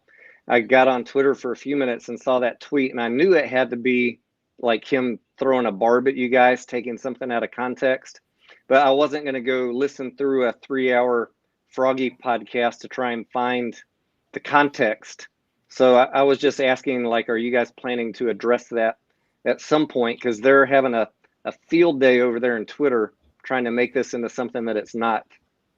Well, good thing is let them pump it up and advertise it for us. So when the facts come out, they have to go explain themselves to all them people. So it's going to look pretty bad on them. Because all they got to do is pull up the video footage, expand it out for the whole story, put just the context in there, and say, now go explain to all the people you've been lying to. Because that's all they're doing is spinning the information. If you notice, like Lou and those guys, when they get information from a smaller YouTuber, they grab it like it's their own and they twist it so they control the narrative. And now that they're caught and their colors are coming out, like the end is near for them. That's why Lou got rid of his Twitter. He didn't want to answer to the transparency and the March 3rd stuff. And they just keep going right down the line, making up BS as they go. Well, it's getting hard to get content. That's what the problem is. That's when you punch out 3 videos a day, 4 videos a day, and it's just like 4 or 5 minute segments. It's hard to get information. That's what they're running out of material, right? So It is what it is. And like I said before, everybody knows us Canadians joke around about everything, right? We're happy people. When you run out of material, I heard it's a good idea just to delete your Twitter for a few days till you can come up with some new ideas. Yeah. He was hoping the absence would have made the heart grow fonder. It didn't really seem to work. Or Tony, you can just go to the gym, find a couple of guys that say they work for hedge funds, and then tell everybody what they tell us. Right. Yeah, because that's where I get my hedge fund advice, from some bros in the gym. Right on. Sorry. I mean, I like Teddy as a businessman, but his stock investment advice has not always been spot on. Who's or Teddy? crypto. I think he means well, but I mean, he does. He does mean well. He seems like a nice guy. I'm sure we'd all get along great in person. Yeah. But hopefully we have that day one day. Hey, we'll all meet in Mexico after this and sit down and have some drinks, hopefully some hard alcohol, and we can get through this. I only drink water, but I'll have a glass of water with you guys. Right on. I'll take 2 Red Bulls. Yeah, right on. That's awesome. So, do you see anything in the chat there, Froggy? I'm working on it. Are you working on it? And thank you for, I want to say thank you to Tony, actually. Thank you for getting us onto this restream. I did purchase it itself pretty, when you monkey around with it. We were doing it live like yesterday. It doesn't take much. I was going to take you up on that, but I know you're on vacation to teach us a little bit on it. But yeah, this thing's pretty cool, my friend. You definitely nailed this with this restream. I'm bringing people on here and be able to put the comments. It just is so much easier and better to get the information across. I just learned it from another YouTube channel. There's a couple of YouTube channels about how to YouTube. I'm sure you've come across a few of them, and they were the ones that recommended it to me. So I tried it out and I liked it. I've tried a few different packages, and this one's pretty good. So I'm glad you guys are enjoying it. And next week when I get back in the studio, when I have more time, I'm happy to help you do the finer tweaks if you haven't figured it all out by then. For sure, buddy. Thank you. We just took off running and crashed this thing a couple of different times, and it's more fun to fail at like everything you do and learn that way. But and it shows you're true. You're a real person, right? So everybody makes mistakes and comes forward and corrects. But yeah, we did a crash course on it. It was fun. We had everybody twisted all over, the comments coming up all over the place. Froggystyles had purple hearts behind them. It was cute. Yeah. Now, if you notice, they were trying to make fun of it. They're like, oh, the very beginning, it was like a bunch of broken stuff where we were trying to test it. It was originally supposed to be a test. Yeah, it was a test run. We started running with it, and just it worked. Yeah. Very good. Glad you guys are liking it. I love it. Yeah. I don't use it every day. I don't use it for my daily, but when you're doing a collab, this is excellent. Yeah. I use Streamlabs for my day. Same. It's really nice. Getting Froggy onto it too. It's just more cut and clean, right? So well, it's nice. This thing here is nice because like everybody that comes on is their own YouTuber. We're sharing one space and you can all restream it and get all the content out to everybody easier. So it's like fair to everybody at the same time. So it's brilliant. This is like got to be the best thing that I've seen yet. Oh, but yeah, one awesome. thing that happened yesterday though is Cam, you didn't shut down your stream when you left. So when I did it purposely. Yeah, well, that's what I was. But when Froggy shut down his stream, he thought he was just having a nice chat with Sheldon. But in fact, that part didn't stream on Froggy's video, but it's streamed on yours. Oh, when he was teaching him how to do cut and pasting and all. Oh, I was watching that. I was laying in my bed, my house coat after a shower, and I was watching it all. I thought that was part of the stream. Yeah, there was. I was learning stuff off of it. There was nothing said there. I'm just making a point of just saying, bye, Tony. Bye, Tony. Or higher. You're on mute, Tony. Your audio's up, Tony. But I just wanted to just mention the guys, when one person doesn't shut down their stream, like don't everyone think you're offline, right? Thanks, brother. That's good to know. Okay. Not that anything gets said. It's just, Yeah, no. But he can just hit me on a space call and I'll hit it down. Test. We can't. Can you go ahead, we can hear you now. Yes, Tony. Yeah. I was just gonna say I'm gonna head out because some relatives came over. I got to go say hi. Massalorian's finishing up his Highcroft video, and I think we're gonna try and do a live stream later tonight if you guys are free. Yeah, definitely. Just to talk about. I mean, you're already doing some really good coverage here, but for the late night folks. Yeah, let's smash it out of the park for sure. Let's do it. All right. Thank you. Peace. Enjoy your day. Yeah. Thanks for coming, Tony. Wow, that was nice of him to come by.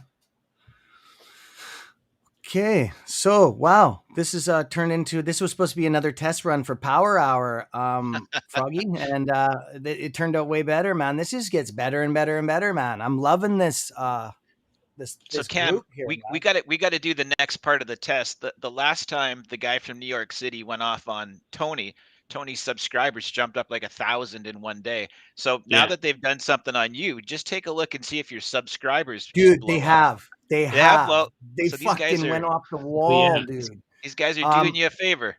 That's what I said. My Twitter account has gone up too, and I just started using. I know. I'll talk to you off private about that. Actually, Froggy was asking me about you and Twitter, but we need to get you on Twitter, bro. Yeah, we can ask it. It's harmless. It'd be nice to get you on Twitter so I can message calls are cool, dude. How you can just talk like we're doing right now with you, and then we don't have to have our cameras or there's no camera. It's just talking. It's really neat. It's in real time too. There's no lag like YouTube. So we'll talk about it anyways. Yeah, I made a personal choice. I don't want nothing to do with Twitter. So I understand it, of course. I'm not old, but I just don't want to be on it. But we can talk about it. Yeah, it's all good. It's all good, man. Good. So yeah, are you going to come in on the podcast with Mass and Tony tonight, or are you busy, Pantheon, working on your material? I'm undecided. I don't know yet. I wasn't planning to talk today, but here we are. So yeah, exactly. Life does interesting swerves. Yeah, that's true. I'm just trying to have a look at the comments here. I wish we could. Go ahead. Go ahead. No. Somebody. No. I was gonna get. Go ahead, fill it up, buddy. I was waiting for somebody to read some comments, but you were already all over it. Havy, I want to shout out Havy. Sorry, my Canadian accent. Sorry, buddy. My Canadian accent here. I'm trying to correct it. Peace, brother. Love ya. Go ahead, man. Brenda asked, no, because they still say Adam could make it squeeze. he's screwing us and can't be trusted. Why? If they said it, Who's say they? why. Okay, Who's they, so though? Adam could actually make things squeeze, but I don't think that's his intentions, is to actually make it squeeze by doing it the overstock way. And like That's I want. Okay, go ahead. Go ahead. I'm not going to try to. That's funny, Brenda. I love you're awesome. That's why CS did it for subs. My channel's bigger than most of these guys, so it's kind of funny. well, I'm up there with. Go ahead.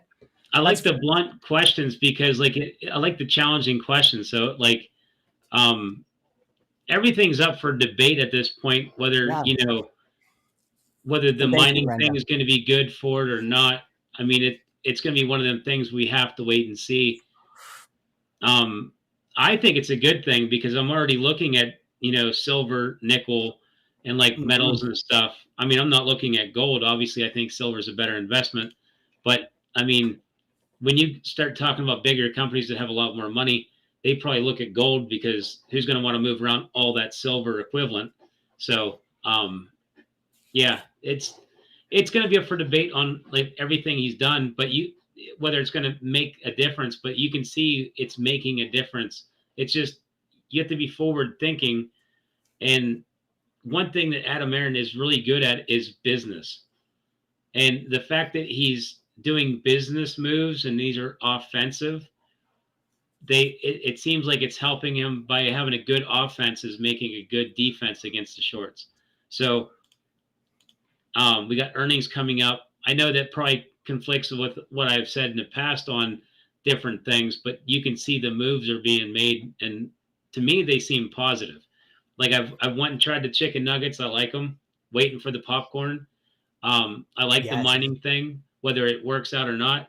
But he bought in at $1.09. It's sitting at like $1.50.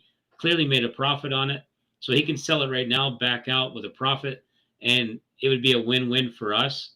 Even though it's minor, it wouldn't really matter much, but it's still pretty good. Bye, Havey. Have a good nap, buddy. Go get some rest, man. Okay, don't tire your body out, man. Your body needs to rest, brother. Okay, I'll see you in a bit. Go ahead.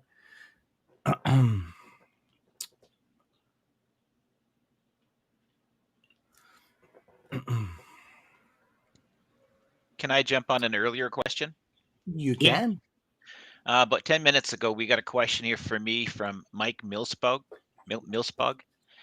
He asked, can you please confirm if Hycroft's gold and silver forecasts are based on its 34-year mine life? I cannot confirm that, but I've written that down, and I'm going to look into that before I pump out the video on that one. Thank you, Mike. Yeah, I just wanted to say something, Brenda, again, and I just wanted to cover something about Adam Aaron. He is a very smart, even though people bag on the guy is a genius. He's one of the smartest CEOs out there. And I don't care. This is just my opinion, but I'm very strong in my opinions. What he does turns into gold, literally. Okay. And I know you can take that from both sides. We are the ones that saved AMC. That is correct. But like Pantheon said before, he rattled off a whole list of stuff that the guys touched. And it's like poof, poof, poof, poof. Everything turns into money. Okay. So this is a good thing. This movie theater chain is going to be around for a long time. They're over 100 years old, isn't it? Is it? I'm Canadian, so I don't really have that information on that. But they're about 100 years old, aren't they? Froggy? Yeah, AMC? I think so. But they've been it? updating them and stuff too. They're trying to modernize them where they have like wooden chairs. Yeah, cool.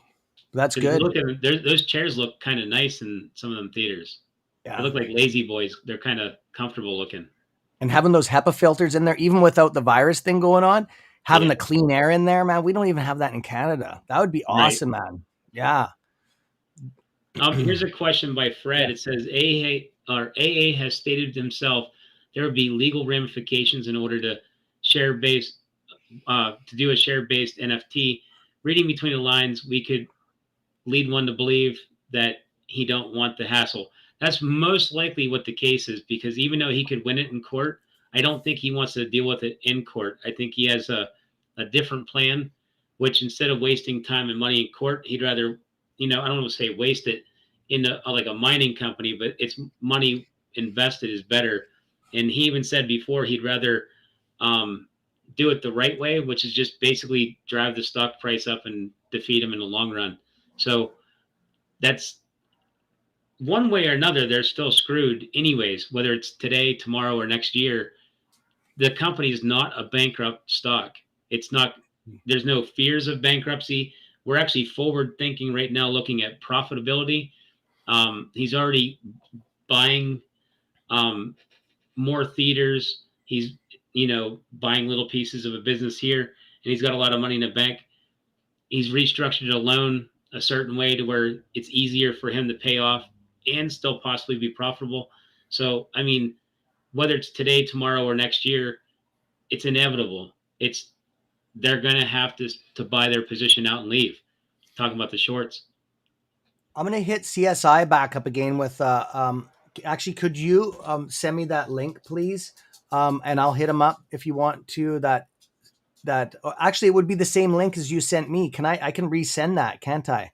Yes, Try I can. See if it works. Yes, I'm going to hit CSI up to see if he wants to come on.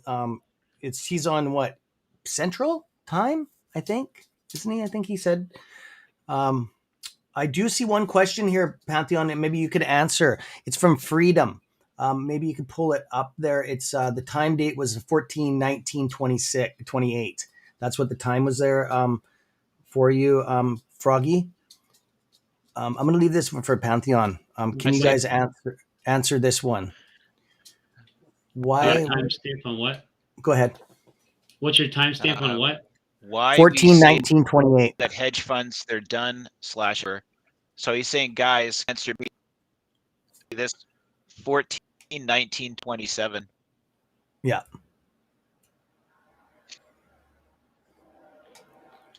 Oh, that's different. Okay. Yeah. Well, it's different because it hits your computer. Okay. That's good to know. Thanks, brother. I just kind of want to start answering these questions, especially just to kind of split it up US Canadian, just because you see it there, Frog? Oh, hold on. I'm looking at this Walmart fire. This is insane. He's totally off on something else. Okay. It's stamped. Pantheon has it. It's 14/19. This is the timestamp on your chat bar. 14/19/27. He has. I have 28. It's from Mr. Freedom. It's paired from my channel. It's coming from my channel.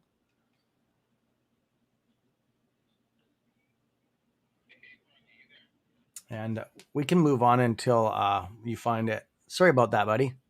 Hold on, I think I might have froze up on Discord. Okay, we can always move on. Not Discord. Can you guys still hear me over on Ape Radio? Freedom, if you want to hit it again, we'll answer your question, bud. You're gonna have to re-hit it. Hi, Finnegan. I can read it out. Yeah, okay. It's a fast answer for me. Okay, then fire away. Just go bust her out, bro. So he's written, guys, can you answer me this one? Why we let hedge funds that they're done / over? So how come all banks don't call margin call? Thanks. So Freedom, I don't say that the hedge funds are done / over. I don't know of anyone on this stream that actually says that. No. There's another guy who likes to say for months on end, this play is over, there's nothing left to say, and then keeps talking. But we're not going to focus on that, gentlemen. What I'll say is when the banks are not going to margin call brokers on short positions until they're in a position where the bank says, my money's in jeopardy. And until that happens, they don't want to screw over and prematurely do a margin call because they want to be in business together. The banks want the hedge funds to borrow from them, and they want to have this relationship. It's been held for the past hour. Wait a minute, you guys said that you couldn't hear anything because I heard Froggy, every do you want to word. hit mute, buddy, on your channel? Hold on. You want to hit? You're overtaking our stream here, bud. With the hit Hold mute on, on I your gotta- thing. Like Hold on, give me a second. Thanks, bud. Sorry. I have so many questions in my DM. I'm like, oh, hold on. Hold on, give me a second. Let me get the Ape Radio thing back up on here. Okay. Sorry about that, Pantheon. Yeah. So Right. so freedom, the banks, that's okay. The banks want to be in relationships working with these hedge funds. Now, when the conditions come into effect that the short, it makes absolutely 0 sense and market conditions show that the bank's money's in jeopardy, the bank will be the very first person to go to the hedge funds and say, "Where's my money?" They'll turn Tony Soprano faster than you can imagine. But they're not going to do that now because they want to be in business. Okay. Now it will come. We have so many different things that are happening right now. And like I like to explain it, it's like a spider web, right? And in the center, you've got these short positions and you've got all these strands that break out from the center. And you can pluck any one of those strands and the whole thing starts shaking, right? And if you cut enough of those strands, the spider web isn't going to stay up anymore. So what I would say is we got a lot of different things that could hopefully, we have a lot of different things that could hopefully kick this off. And we just need one of them to make the bank think my money's in jeopardy, and they will go after the hedge funds. But just because we have them cornered doesn't mean the bank's going to margin call them for us. They don't want to ruin that relationship. No bank is going to want to tell Ken Griffin, you know what, just because we want to give you a margin call. But when their money's in jeopardy, they will absolutely do it. Do you guys want to add to that, or? I'm good on that. No, I'm good on it too, man. You nailed that, buddy. Hey, Froggy, let me ask you a question. I know Diva's got some questions, and I'm getting some questions also. Can we do that for a minute? Like, Yeah. people down below, if she wants to start first, I'll let her go first, and she could do a couple, and I'll ask a few.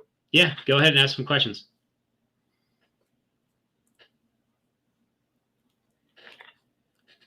Okay.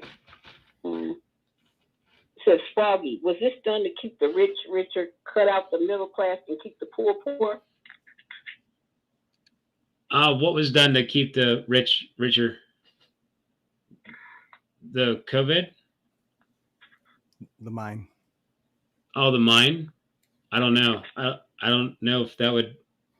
Is that what they're asking about, the mine or the COVID? It says, Froggy, was this done to keep the rich richer, cut out the middle class, keep the poor poor? That's all he said. Yeah, I wish I knew exactly what he was talking about when he said this, but I'm assuming probably the pandemic thing. I don't know. I don't know how intentional it is itself. That's the only thing I can think that would create the class separation. But it does seem like that's exactly what it's doing. I don't know if it's intentional or not, but that's just the way it looks like it's playing out. Hey, Froggy, AMC Biggums has a series of conversations he's done that talk about how the overarching economics and the way the Fed is printing money and how all these things tie together is about this separation between the classes. That might be what they're getting at.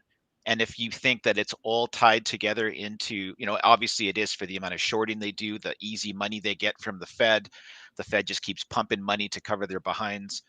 That might be what the question was referring to. And I think there's a strong argument that Biggums makes on that. That might be right too, because I'm not too thrilled about the printing of money. I mean, they just been throwing money around. I'm not seeing it. And you'd think with as much money as they put in the market, it would be propping it up instead of holding it up. So it's just kind of weird. So yeah, I think there is some sort of class division going on, but I don't know what you do about it at this point. The one, you're up next for another question. So here's the question. About 71,000 acres and possible lithium boom in Nevada. Tesla Gigafactory for EV. Nevada has become the center of lithium boom, not only because it's the only domestic producing mine, but also due to Tesla Gigafactory. How do you guys feel about that? Is that's something that we think is going to, in Nevada? Well, yay, nay? The only reason why they're producing lithium out there is because someone needed lithium and they decided to go and target the sands out there. And that was Elon. He came up with a process. I think he just thought of it and it like popped up. I don't know if they've actually put it in the works or whatever, but originally we were getting our lithium from overseas. So it's kind of nice that we're getting it here in the U.S., so it's basically made in America. When we were over in Afghanistan in the mountains, they had a lot of lithium in there.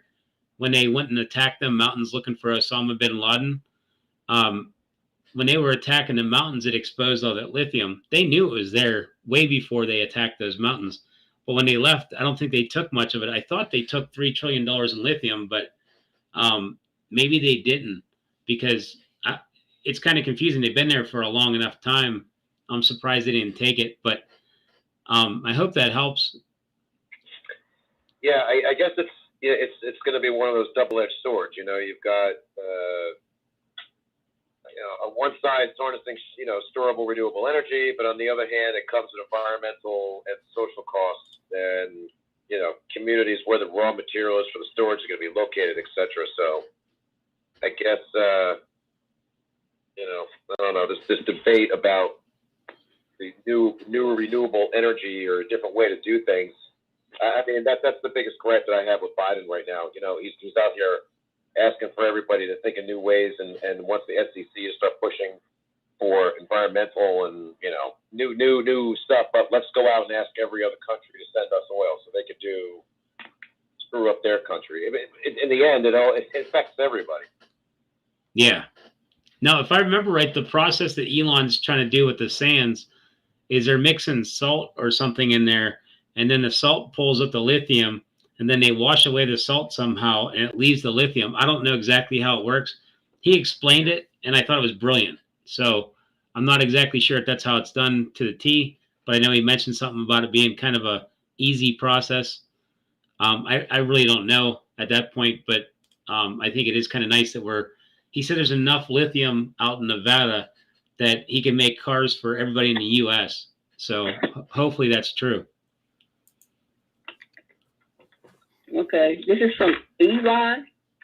It says Foster. Is this true that the 7% inflation has shaved 1.4 trillion off the debt from year to date? No, I don't think any inflation could have taken any debt off. If anything, they've been stacking debt on. They have hidden debt too, where like the Fed's been pumping in like $9 trillion, and eventually they got to pull it back out. So definitely none of the debt has been lowered at all. If anything, it's been going up steadily. So the only thing that the inflation does is it kind of strangles the middle class to where the cost of our living has gone up. So our wages aren't going up by the inflation rate. So only like basically our bills. So it's not benefiting us at all for what they're doing.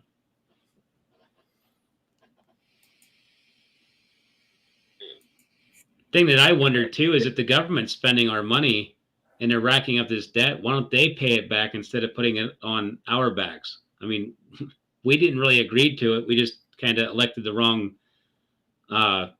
scapegoat in the office to go and leave us a mess. This is from Johnny. Froggy, how do we as retail investors know that the numbers reported to Pantheon and Ortex are legit? Now, good question. I work with what I got. Whether I trust the numbers or not really, because I know how things are manipulated in the background where they don't have to report. It's more of a self-reporting, like it's an integrity issue where they don't have to be honest with us.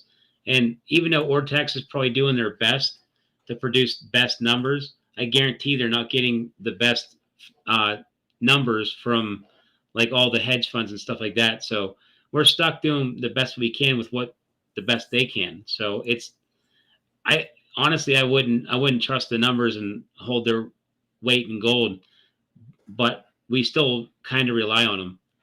Ever since I couldn't buy Ortex because it's out of the States and my card for some reason wants to count that as fraud, I haven't really missed it, but I do miss the numbers. And even at that, when I said, we have a 20% short interest, which I don't believe at all. I think it's still closer to like at least 100% short, because if the stock was taken over by 25% of the float was taken over by shorts, how are they actually attacking us that much? We've been max utilization and they're still driving the price down, or they've been still fighting with us. And that's not supposed to be possible either. So I did make a comment on Charles Gasparino's post one day about how many times can they borrow the float and resell it, and he said many, which I think is actually an honest, truthful statement, because if you understand how rehypothecation works, you can borrow the whole float as many times as you want, as long as it's available. And when people are on payment for order flow apps, when you buy more shares and then you put it back on a margin account, it allows them to keep lending and lending and lending. So they get to keep shorting and shorting. So the short interest is nowhere near accurate. And it might be considered a lent share, but it's what they do with it is what makes it what it actually is. If they short with it, it should be a short, not a lent share. So a lot of dishonesty out there with the numbers. What's your next question? Okay, this is from Amber 71201. Froggy, is the Fed able to manipulate the market in any direction they want? 100%. Like when we were getting stimulus checks, I remember Tesla was going down in price, and my buddy's like, I'm going to buy puts. And I said, did you not hear? They're giving out stimulus checks. And he's like, so what? Tesla's like death cross on 4 hour. I was like, you cannot fight the Fed. I was like, I'm buying calls. And he goes, you're crazy. Guess what? He got smoked. I made money. And I said, I told you. I said, from my experience, you never fight the Fed. They can completely manipulate the market. Well, I can't say manipulate it, but they pump enough money in to make a big difference. They certainly use the plunge protection team to manipulate. Yeah, that plunge protection team is where they're getting the money from right now. I'll go ahead. This is from Laura. Froggy, we're constantly told to hold, and we're holding. No price action. Continues to dip. Please explain. Okay, so what they're doing, and this is my thought process on it. So if there's probably a lot of people still out there on a margin account or some sort of account where you think that you're not share lending, but they still share lend because your cash is margin or whatever. So when they go and borrow your shares and you go buy more, they just go and borrow them ones too.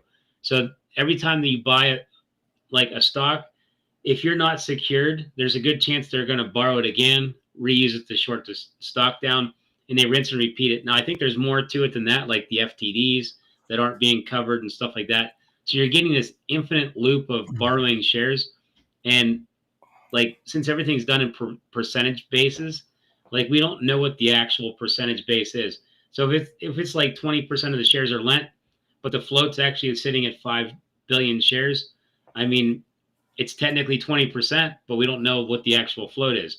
So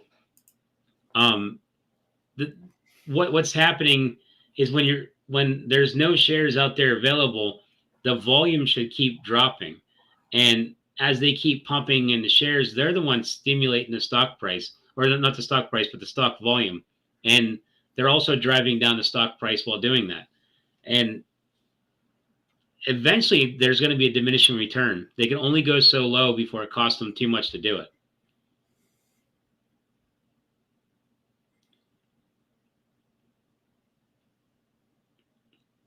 You got another question? Yes. This is from Jonathan. Okay. Do you think the hedges could be paying off Vortex and Pantheon to report false numbers? I worry that might be true. Whether it is or not, I don't know, but I kind of I'm skeptical on everything until proven that we can trust it.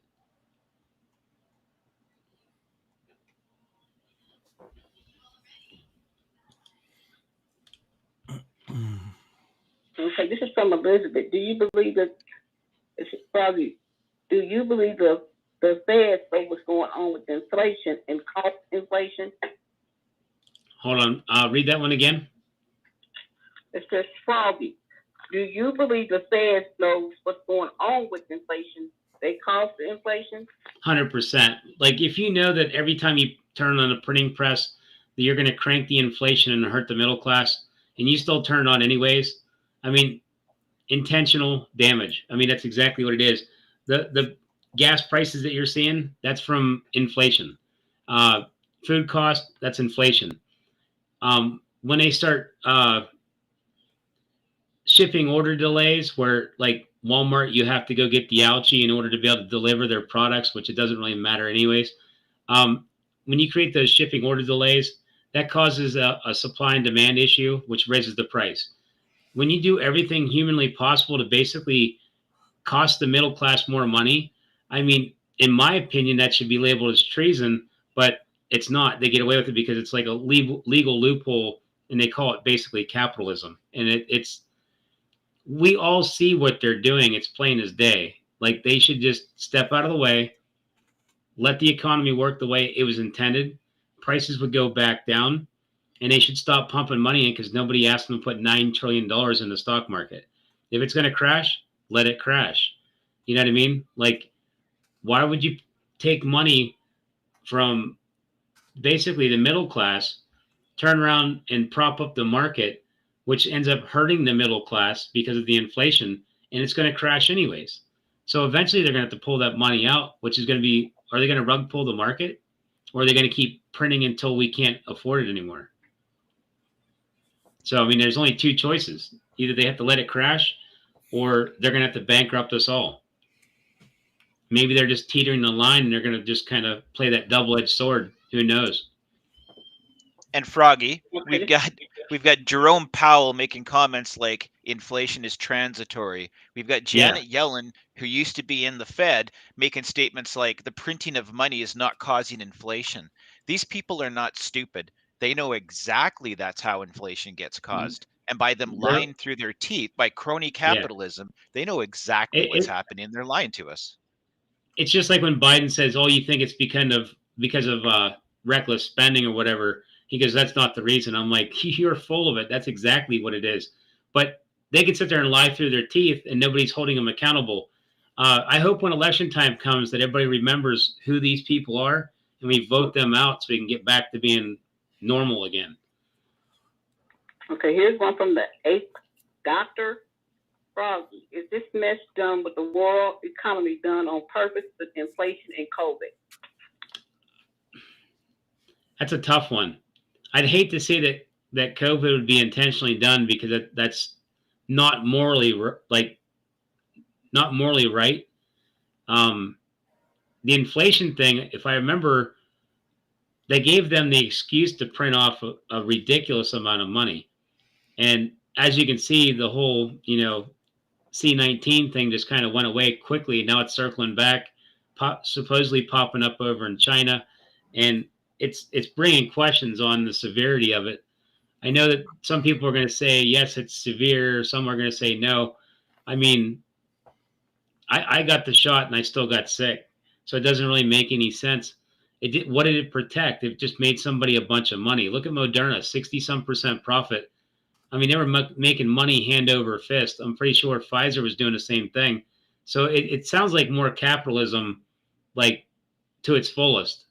I mean, when they tell you 95% effective, and it targets like a spike protein, but the new variant, which has the same spike protein, it's less effective. That doesn't make any sense. I thought it was supposed to target the spike protein, but apparently we're supposed to think that these new variants are like special and needs their own special shot. And I think it's just a bunch of game playing just so they can make money.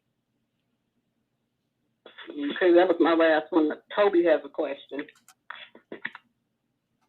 What's up, everyone? What's going on, man? Hey, Toby. Hey, look, Froggy, something kind of struck me. This is sort of towards AMC. This is an idea that somebody had, and I know everybody's been tried everything, thinking that, well, you can make this thing moon, and I know that's probably not anything possible, but you had said something about, they're only going to drop the price so low, and that's it. So in the terms of this was sort of the idea someone had come up, and when he first come up with it, I thought it was kind of crazy, but the more I had thought about it, I'm like, well, maybe it wouldn't be a bad idea.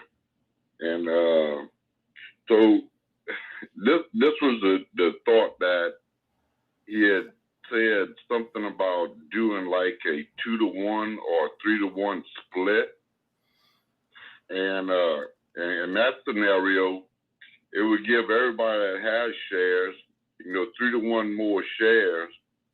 You're not actually, in a sense, you're diluting, but you're not diluting because you're giving the shares to the people themselves. It's not like a company coming out, and say, well, I'm going to take 300 million shares and I'm going to sell these shares, and then people got to buy them. You know what I'm saying?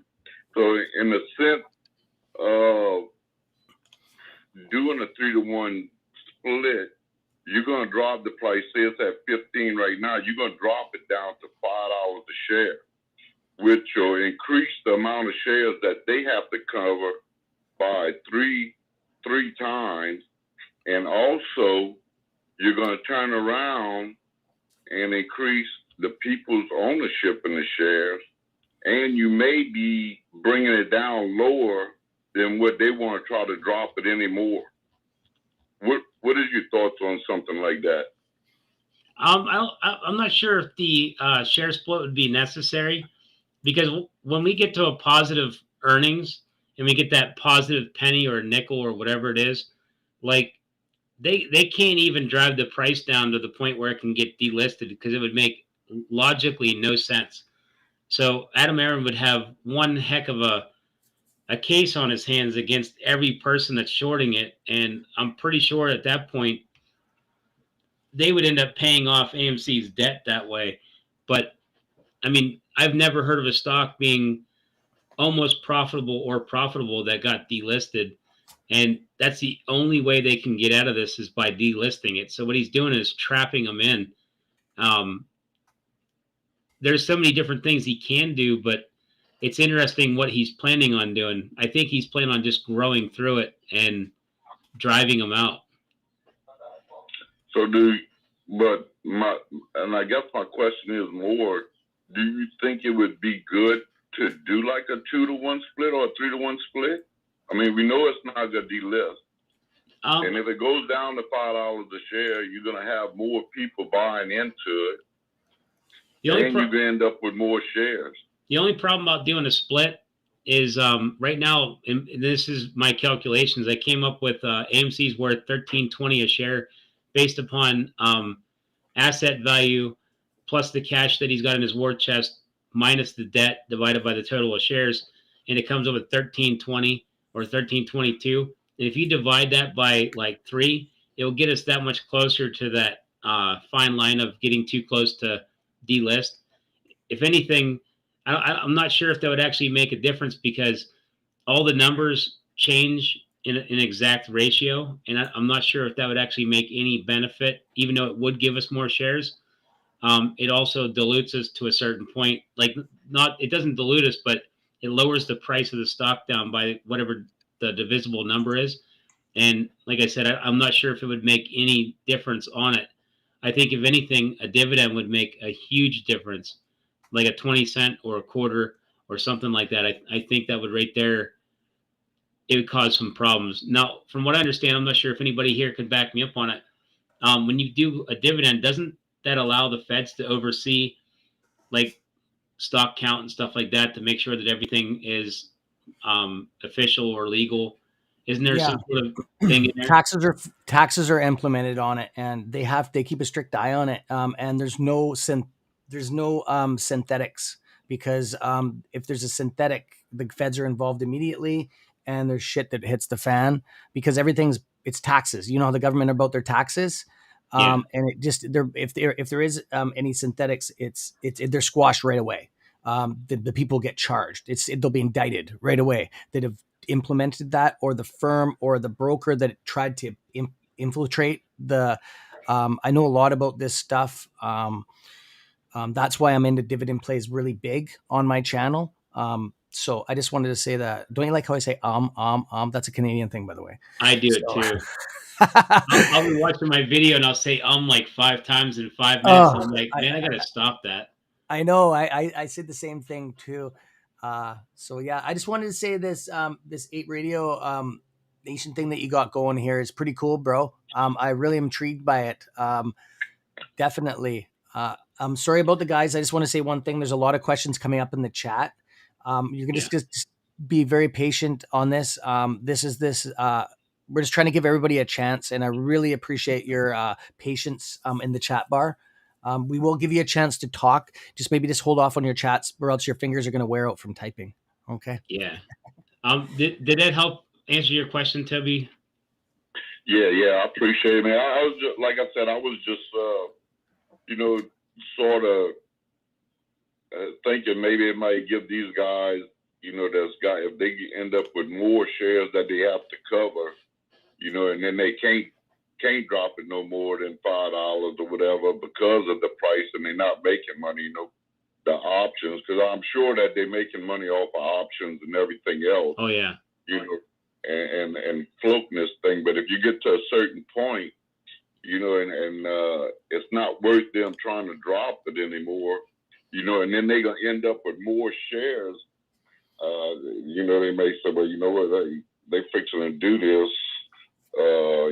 Is it something that we need to look like getting out of or something, Well, and I appreciate it, though. I mean, like I said, it was just somebody's idea, and I've been wondering the whole time. It seems like, something that, you'd almost want to do, because I mean, mainly some of the times, you see these companies, they go and they do a reverse split, right? And then what these companies come back and do, they come back and drop the price because they get it down so low.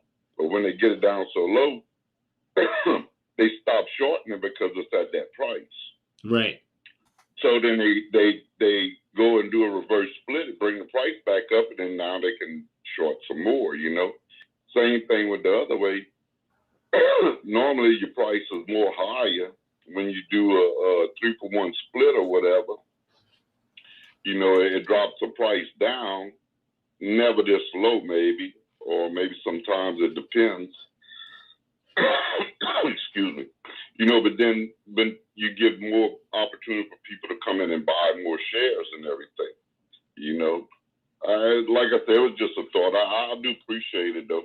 Yeah. Any question is always a good question, because that's how we get into these good conversations and topics and stuff. So always feel free to stop up and ask a question, because I mean, your question might answer somebody else's question, or might even help them learn something. So that's right. And look, I greatly appreciate y'all, man. Thank you much. Yep. Thank you, man. Do you have any more questions? Just real quick, I just saw a tweet that came out that there are 0 shares for AMC available to borrow. Well, haven't they been saying that for like a year now? Yeah, it's been out there for a So while. I guess tomorrow morning, when it all starts off, Rocket Astronaut's going to lose his doo-doo. He tweeted one out about that. And just was curious. I mean, I know that goes changing every day, but yeah, it's a sad situation. But when you think about this whole thing, the way we got it all set up, I wouldn't want to be in any other stock at this point than AMC or GME. There's a couple others out there too. I mean, like you got the Sundials, the BKKT. There's a couple other good plays out there, but you think about it, and if with the experience that I have with the stock market, typically they don't attack a stock so aggressively to go and short it down to where usually they acquire it. They didn't try to acquire this when they tried to blow it up. And when you fail at blowing it up, you're still trapped in it. It's like overcommitting. So it's like you just ran into the trap, got caught, and now they have to get out. And the only way they can get out is basically bribe their way out by buying our shares. And it's brilliant when you look at it, because you look at what Adam Aaron did. When you took the dividend off, you opened that door to get driven to the ground. And when they drove them to the ground, everything reversed at that point. They were FTDing with puts, which is the craziest thing I've ever seen. And then when you look at it, that little dividend that he picked up and quit putting out there would have stopped all this mess. But they took advantage of the company while it was trying to save itself in a rough situation. And with there being at the time $13 billion in assets, that's a feast for Wall Street. So they were looking to go and clean that one up, and they're not going to get it. And so now what happens at this point is all them shares have to be covered at some point. We don't even know or have a clue what the real number is, but one day we will find out. And it's going to be amazing because once they start getting covered, just like the Tesla squeeze, this will be bigger. And that's why when I said, I made a comment, AMC is my retirement account, because all I do is buy shares, hold. I don't care about the price because I know that it's going to be worth thousands over the price. And I'm holding it specifically knowing that when that day comes and they cover and they leave, as long as Adam can keep the company from being bankrupt, he made us all money. It's just what day is the question. So to a lot of the people that like to play options, which is me, I had advised not to get aggressive on the options until probably the day comes where we're actually ripping. Because if you go and try to buy it now, that premium burn, you're just feeding the market maker. And like, it's almost going to be impossible to force the squeeze. They've been controlling the options. They've been controlling the price to stop us from using the options against them. So just buy the raw shares, enjoy the ride, wait until it gets there. When it gets there, it don't cost us nothing to hold, but it costs them everything to fight us down.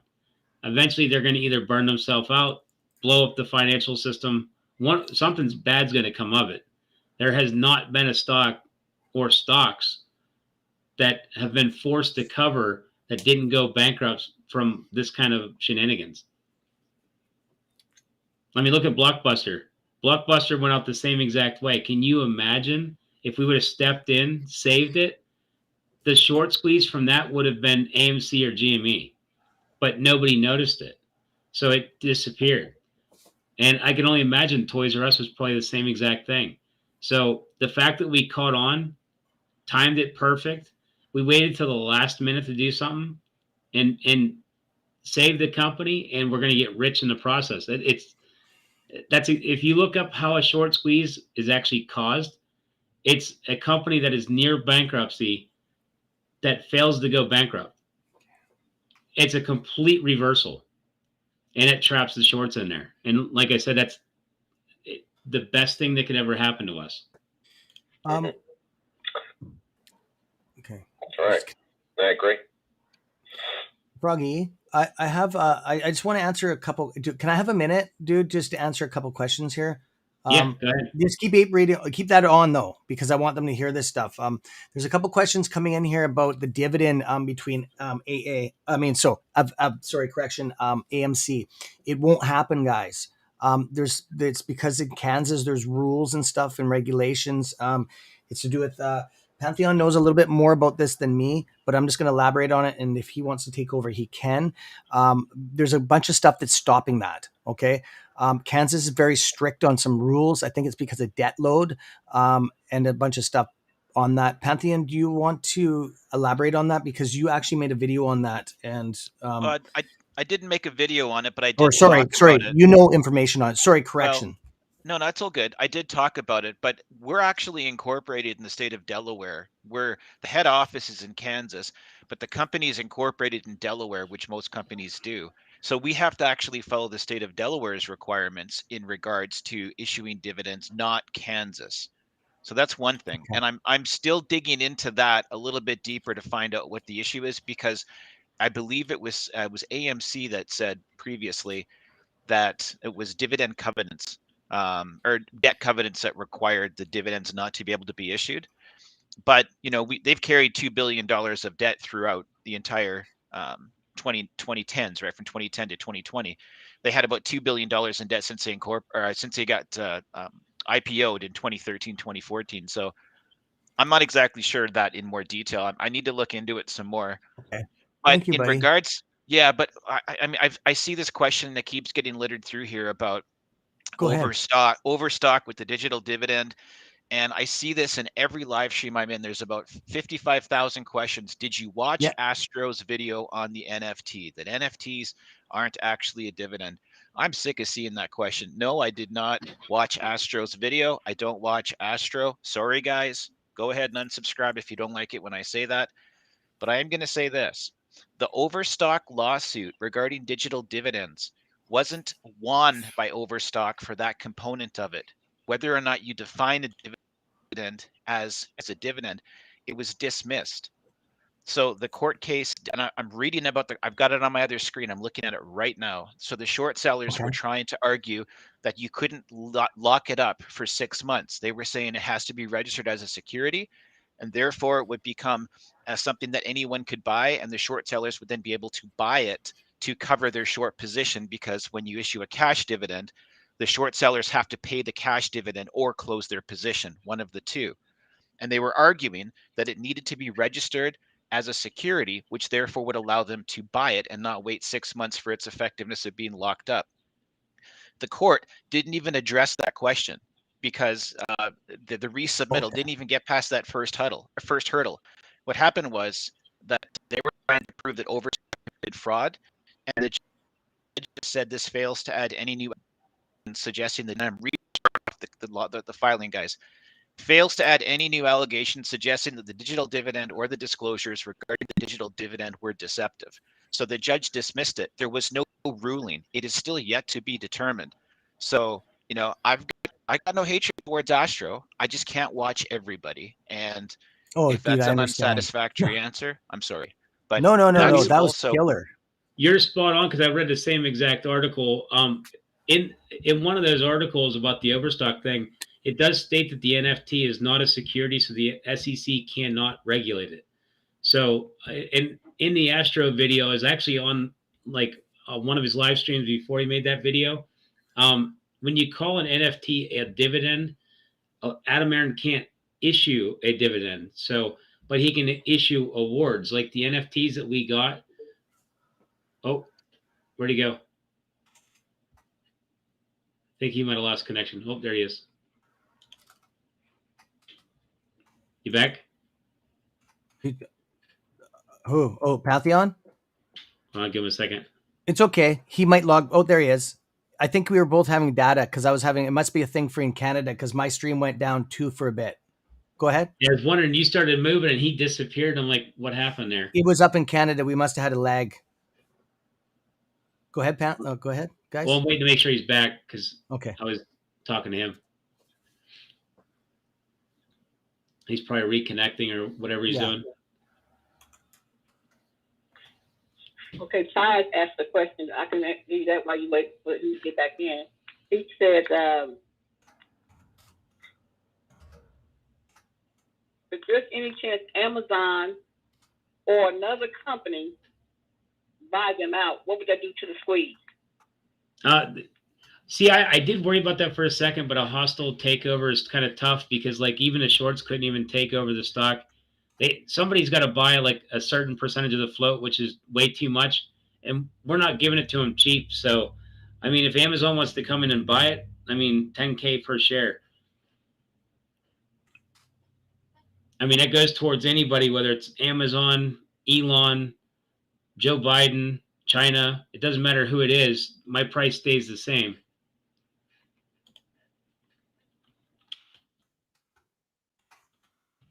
Oh, he's back. There we go.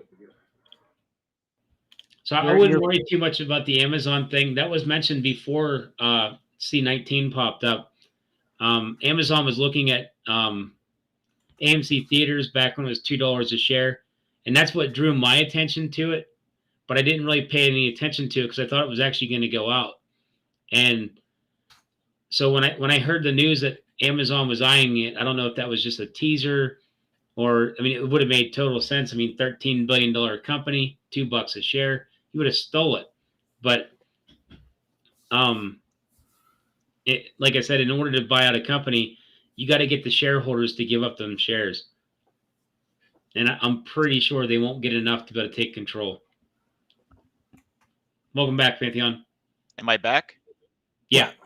Yeah, sorry. And just one sec. Jeffrey Rocha, I wasn't trying to, belittle your question or anything. I just see this pop up 1,000 different times on every live stream we do. What part did I cut out? Did I quote the court filing on that? Did you guys catch that? I was actually talking about the dividend, and then I think you cut out like right in the middle of when I was talking. I was going over the part where I heard where you were talking about the 6-month window where they couldn't actually go and purchase it. Yeah. I think that was almost intentionally done so they couldn't go purchase it. So it forced them to exit only position, which in court was deemed as manipulation, but it was never proven. So that's one of the reasons why, from what I understand, that's why one of the reasons why I got tossed out, because it couldn't be proven. Right. But it wasn't decided by the judge, though. There's not a precedent, though, that establishes whether an NFT is in fact a security. That is still yet to be determined. And I don't believe that AA and AMC want to be the next torchbearer to pick that up and go fight that out in court.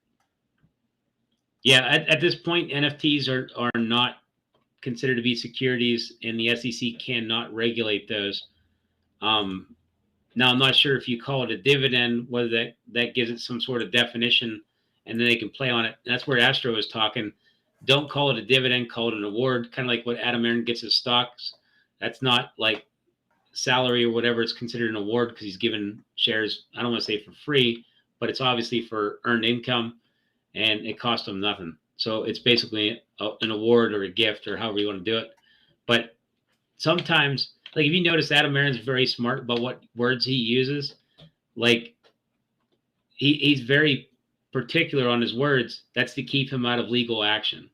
And everything that he says is like it's fine combed, like, or fine tooth combed over, like perfect. So far, everything he said, I don't think I can actually argue any of the words that he said, except for the fact that some of them are, the words are being misunderstood. And I'm not sure if it's I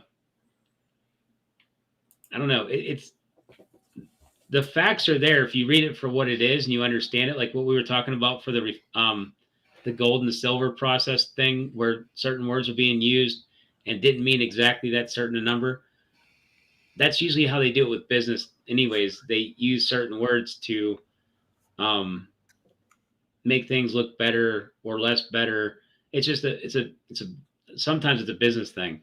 And I don't know. I don't even know where I was going with that, but there's information in the details usually on everything. I can give you another example of where wording ended up being misconstrued, if you want. Yeah. Okay. So when Adam Aaron did his first interview with Trey, this was prior to our pop in June. In that interview, Adam Aaron said to Trey, "We have 63 million shares left, but I can only sell 43 million shares because 20 million shares have to be set aside for the equity incentive plan." Now, that is not necessarily true, and I'm not saying he lied, but what was happening at the time was there was a shareholder vote put forward. Remember, everyone remembers last year the annual meeting got pushed back, right? Yeah. So in the first interaction, the first issuance of the questions, the proxy statement for the first meeting that they established, one of the items up for voting was to increase the equity incentive plan from 15 million shares to 35 million shares by an additional 20 million shares, while at the same time, he was asking us to approve another 500 million shares for the company. They wanted to tack 20 million shares more into the equity incentive plan. Now, that had to be voted on. So when he said to Trey, "I have to put that aside," well, that's untrue because we had not yet approved it as shareholders, right? And then later on, he did the second interview with Trey, where Trey said, "Look, some of the apes feel a bit cheated because you came up with these 20 million extra shares." It went, was it 8.5 million shares to Mudrick and 11.55 shares through B. Riley Securities as a equity distribution agreement. And in that, Adam said, "Oh, well, we decided as executives that we didn't need to keep those shares for ourselves, so we offered them up to sell to the company," right?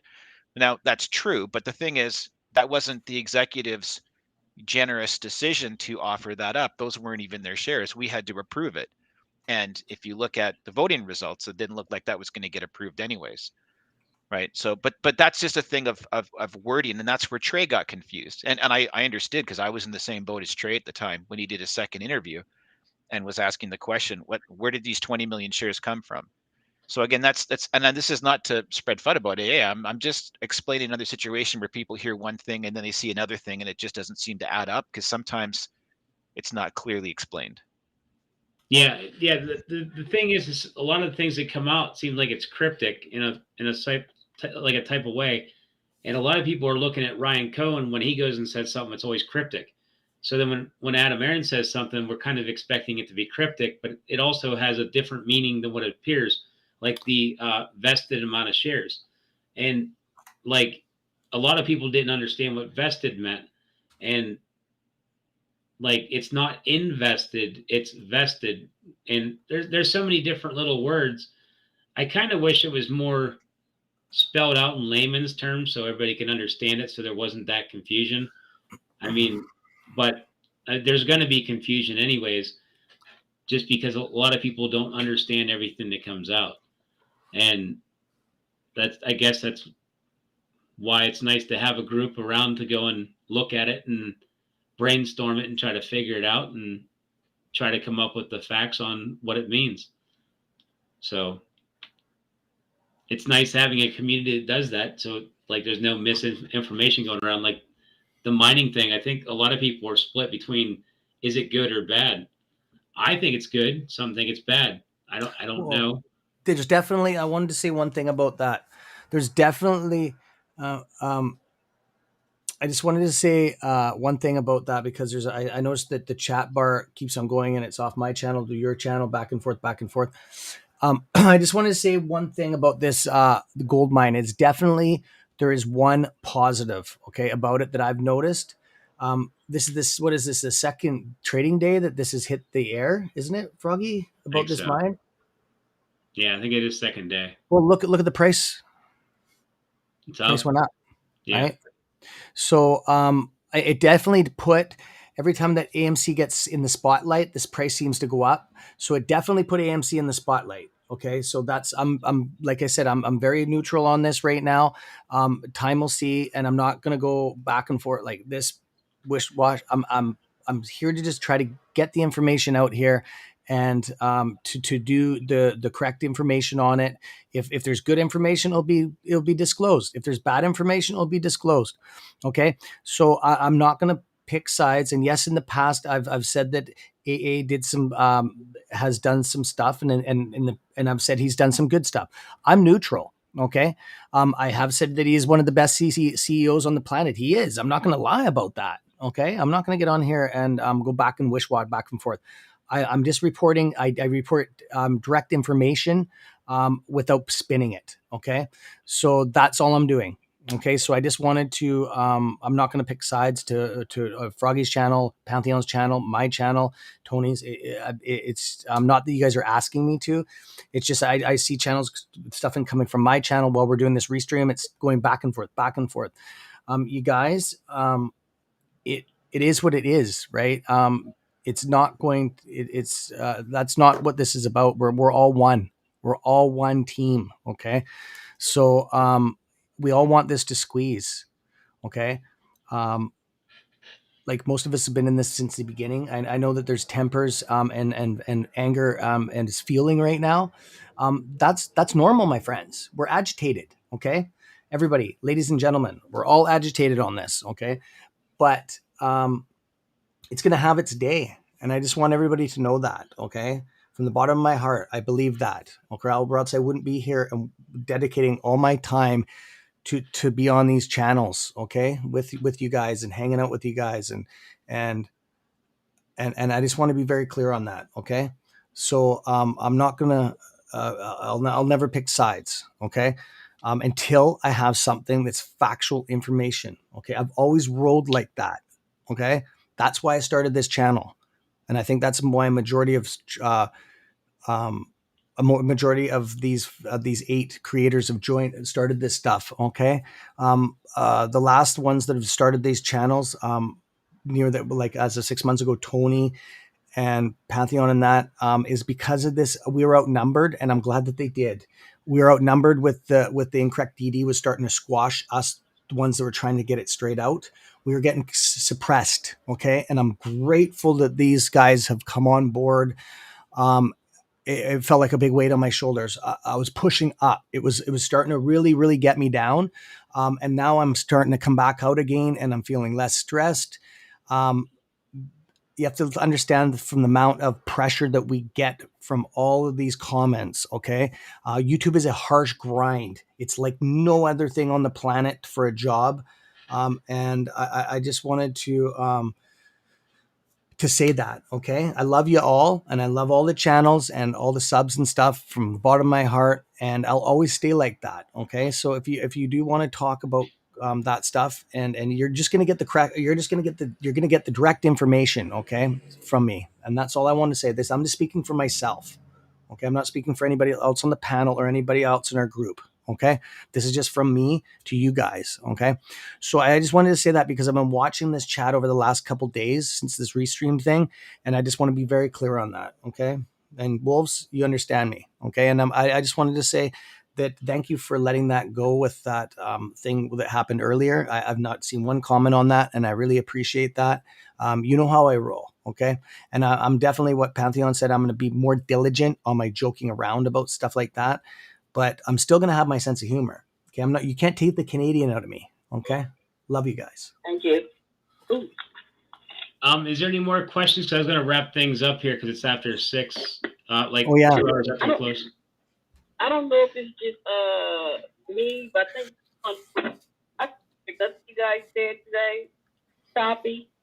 And it's like the guys on the other end, it's like they were in a far, far away. So I don't know if it's just me. Sounding far away? Is that what you're saying? The guys, I couldn't hear them. I couldn't hear nothing they were saying.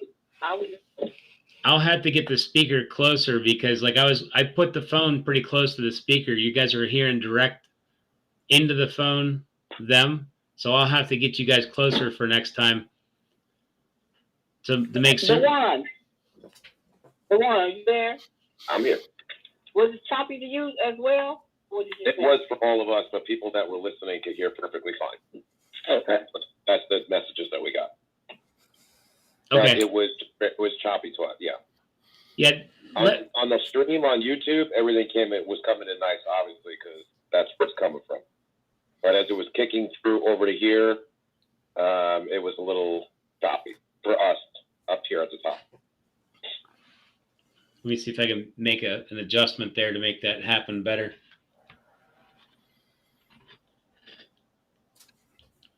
All right, so we'll get you guys closer to the speaker next time. Hopefully I don't sound too distant. But the one, I'll let you go ahead and start wrapping things up, and then I'll let each one of these guys do their close, and then I'll finish. Yeah. Tonight we're going to do Cat and Trey. Oh, sweet. You know, little information coming out. You know, is Trey really sick of the movement, or is this despair? I don't know. Is he coming on live with you guys? Them today. I have full radio. faith in Cat. I don't know about Trey. We'll dig into that a little bit. Hopefully, we'll have some answers. And it's going to start about 7:15 tonight. And really big show Friday night is going to be Know My Ape. We have a couple couples coming on. It's a spin-off of like the Newlywed Game. Just, we got 3 or 4 couples that are going to participate in that. It'll be a good time. It'll be fun. And then after that, then we have The One Goes Exotic, a night with a dancer. Oh, nice. That's all I can say on that stuff. So that's going to be an interesting show on Friday night. And hopefully tonight, I sent a few DMs out. Don't ask me how I'm going to try to do this, but I'm going to try to get either President Biden on tonight or Jill Biden. Don't ask me how. You have to stick around or come back to find out if they do come. That would be interesting. We appreciate it. We'll let Pantheon go next. Sure. I'll start by just mentioning Hal Bruns in the comment section. He mentioned good. You answered that. Yes, brother. Go ahead. Well, he's super sour after wasting his time here having so many unanswered questions. This is a different type of stream here in that Froggy has Ape Radio, and they had a portion where they were asking questions through the Twitter Space call. So it wasn't that people intended to disregard the comments, and certainly nobody's asking you to super chat to get your questions answered. I think you've misunderstood, Hal. And it's not that people were ignoring the questions. I mean, I've purposely gone back 10 minutes deep and answered questions throughout the session. So sorry, Hal, if you feel that way, but that's not what our intent was. As far as for me, I just want to say thank you, Froggy. Thank you, Cam, for letting me to jump on and help you guys with a little bit of information today. And thank you to everybody who listened. We appreciate you guys. That's all I have to say. Thank you. All right. I'll do Diva next, and then we'll come back to you, Cam. Diva, you want to close out on your side? Yes. Since our brother is not here, I have to do this for him. As guys exit, goes to Frog Pet, or I would say Froggy. As my son would say, dubs up, we out. Cool. Cam, you're up next, man. Yeah, I just wanted to because I know how it is with this Bruins Hal or whatever. I just wanted to just say, because that kind of does. I've been on the end of where you're trying to message and on. And yes, this is a different platform, but Hal, if you do want some answers of your questions, come to CS Trades 101. I'm not telling you to go away from this guy's channel. I'm on live in the mornings. Okay. I answer all questions like that, bro. So if you want to come on, and you don't need to super chat or anything like that to talk to me there. It's cut and dried there. Okay. I do stocks in the morning, and I'll answer anything. It's just that this is new software, and it's 2 channels put together. And for me to type, you see me typing on the chat board, I have to go to my channel to do it. I can't do anything from here. Okay, my friend. And I just wanted to say, I'm going to wrap it because I've already explained. I already had my explanation there about 5 minutes ago when I was talking about the 2 channels and the 8 of us together and all that stuff. I'm not going to go through it again, but I'm going to say, I love you guys lots. And guys and ladies, thanks for keeping it real. This was actually a pleasure talking about this stuff today. Okay. And that's all I want to say. Peace. All right, I'm going to wrap it up here. I want to thank everybody for coming. Thank you for being patient with us. We got so much stuff trying to pack into one video to try to provide more quality information. We got more brains together and stuff like that. We're just trying to do what's best for everybody.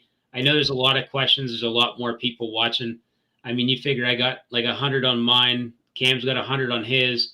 Plus we got, Space Call. So we got a lot of people watching, and we're going to continue to grow. So there's a good chance we're going to miss some questions, and we don't mean to. But like I said, we're going to keep coming back on to try to answer questions. And hopefully as we answer them enough, maybe we can thin them down to where we can, there's going to be more questions coming in the future. So hopefully nobody gets offended and thinks that we're excluding. We're trying our best here. Yeah, we don't need super chats to answer a question. That's definitely not it. Like I said, we try to get them all. That's the goal. I do want to do shout outs to Ape Radio. Thank you for hosting this call. They're going to be back on, you said, what, 7:30 tonight? PM Yes. Eastern? Yeah, I think 7:15-ish. Okay. Until whenever we go. Every night, usually 7. And then shout out to all of our partners in this big community that we partnered up with a bunch of people. We got Tony Denaro, the Maslorian, Pantheon, CS Trades 101 Wolfpack, Jackson Hunter, Casey Shaw, Sheldon, Tapped In Mindset. Let me actually misspelled that. Tendy Times. Yep, I'm gonna get down there to him here in a second. Fixing up. We got Tendy Time and Common Sense Investor. So we're grouping everybody up, and what we're all doing is the same thing. We're looking out for everybody's best interest, and we're trying to help everybody because we all care. So we might not get everything done the first time, but we're trying. So as we're learning how to unite the community and make it bigger, and we all work together, the interest we have is doing what's best for you guys. So in the long run, everybody's protected from outside sources that are trying to create FUD, misinformation. We might get things wrong, and we don't mean to, but we're trying our best to do what's best for everybody. So, but with that, if there's any other further questions from anybody? No, I'm good. You wrapped it. Thank you, man. That was beautiful closing. All right. Well, thank you guys for coming. I know later on tonight, Maslorian's going on. I'm not sure on time slot, so keep an eye out for us. Ape Radio is coming back on. And I know me, Cam, and probably Pantheon have more videos coming out, so keep an eye out for those. And make sure you hit them like buttons, hit them subscribe buttons, help us all out. And I'll see you guys here tomorrow, same time, and peace. Thank you, everybody. Appreciate it. All right, everybody. Stay safe. Be good. Choice is yours. Okay. See you at 7. For everybody that's still on the stream, go ahead and stay on there because I'm going to close down the YouTube, and then we'll talk in the after hours. Okay. You know how YouTube goes on like a 5-minute delay, so we're waiting for it to catch up so I can close it out. It takes about 30 seconds for it to end. Oh, mine's bad. It's like... Is it? Yeah, when you're hosting Restream, it's real far behind. Yeah, that Mass told it was warning me and Pantheon about that. He's like, guys, just, yeah. Because if you ever seen Tony talk, and then at the very end of it, like it cuts off before he says goodbye. Like right now, I'm seeing Cam give me the thumbs up, and there's the peace sign for the symbol to close. Well, we're also thousands of miles. I think, what are we, like probably 3,000 miles away, bro? Yeah, definitely. I think the time distance is creating latency. Pantheon's getting lots of love. Look at all this, man. Right on, buddy. I'm glad that you're getting out there. That's awesome, bro. Actually, I think I'm still alive. Are you? It's got to be live. Yeah, here. it's live. Oh, I got to shut my channel down. Shit. No, it's not live. It actually shut off on my phone. Okay, are you sure? I'm just going to go over and double. Shut off your YouTube. Yeah, I'm dead. I'm dead on my channel. It's done. Okay. So, Froggy, yeah, I can confirm. I've got both windows open. Yours is closed. Cam's is still running. Okay, just hang on. It is too. Okay, so I'm gonna hit. How do I end this? You have to go up to the red button in the top right corner on the YouTube Studio. I don't have that, dude. YouTube Studio. Are you on the regular YouTube where you're watching it on a regular screen? You have to go into. Yes. I'll shut YouTube off. Go into the studio itself, where it's like I think mine's got a black background, but I think you can change that. It's where it tells you where you're. You can change your settings and stuff. Oh man, I'm gonna have to go into. Yeah, go into your studio. I can't go to settings. Go to studio. Yeah, I'm seeing up there. There's nothing. It says I don't have a video running. I can't end like how it says end. Mm-hmm. It should be in the top right corner. There should be a red button. But thanks, Pantheon, for. I'm just gonna log back onto my channel again here. Content. It don't hurt anything if we have after hours stuff because it's not like. I want to end it, dude. Because I want to talk about some stuff here. Yeah, shit, it's still live. Damn it. Okay, what I'm going to do is I'm just going to end. I'm going to pull out of the stream. I'm going to come back in. Okay. All right, sounds good. Do you need another invite? I'm going to try this one, but if I'm not back in a minute or two, just send me one. Okay. All right. Bye, buddy. Bye. Yep. Yeah, so that worked out pretty good. It's nice having you on here, Pantheon, because like your knowledge is insanely awesome. Because like I go over stuff quickly. And I don't get everything. And then I notice you pick up right where I would have left off and you go like so much further. So it's kind of nice to have like that extra knowledge. Oh, did I lose you too? No, I'm here. I appreciate that. I'm just waiting for Cam's stream to end. Oh, yeah. I'll have to show him how to find that button. But yeah, at the end of the streams, usually when Tony leaves, he'll like have a good night or whatever, but he usually hits the end stream before the delay. So then like if you notice at the very end, I put a little peace sign up. That's my indicator to end the stream.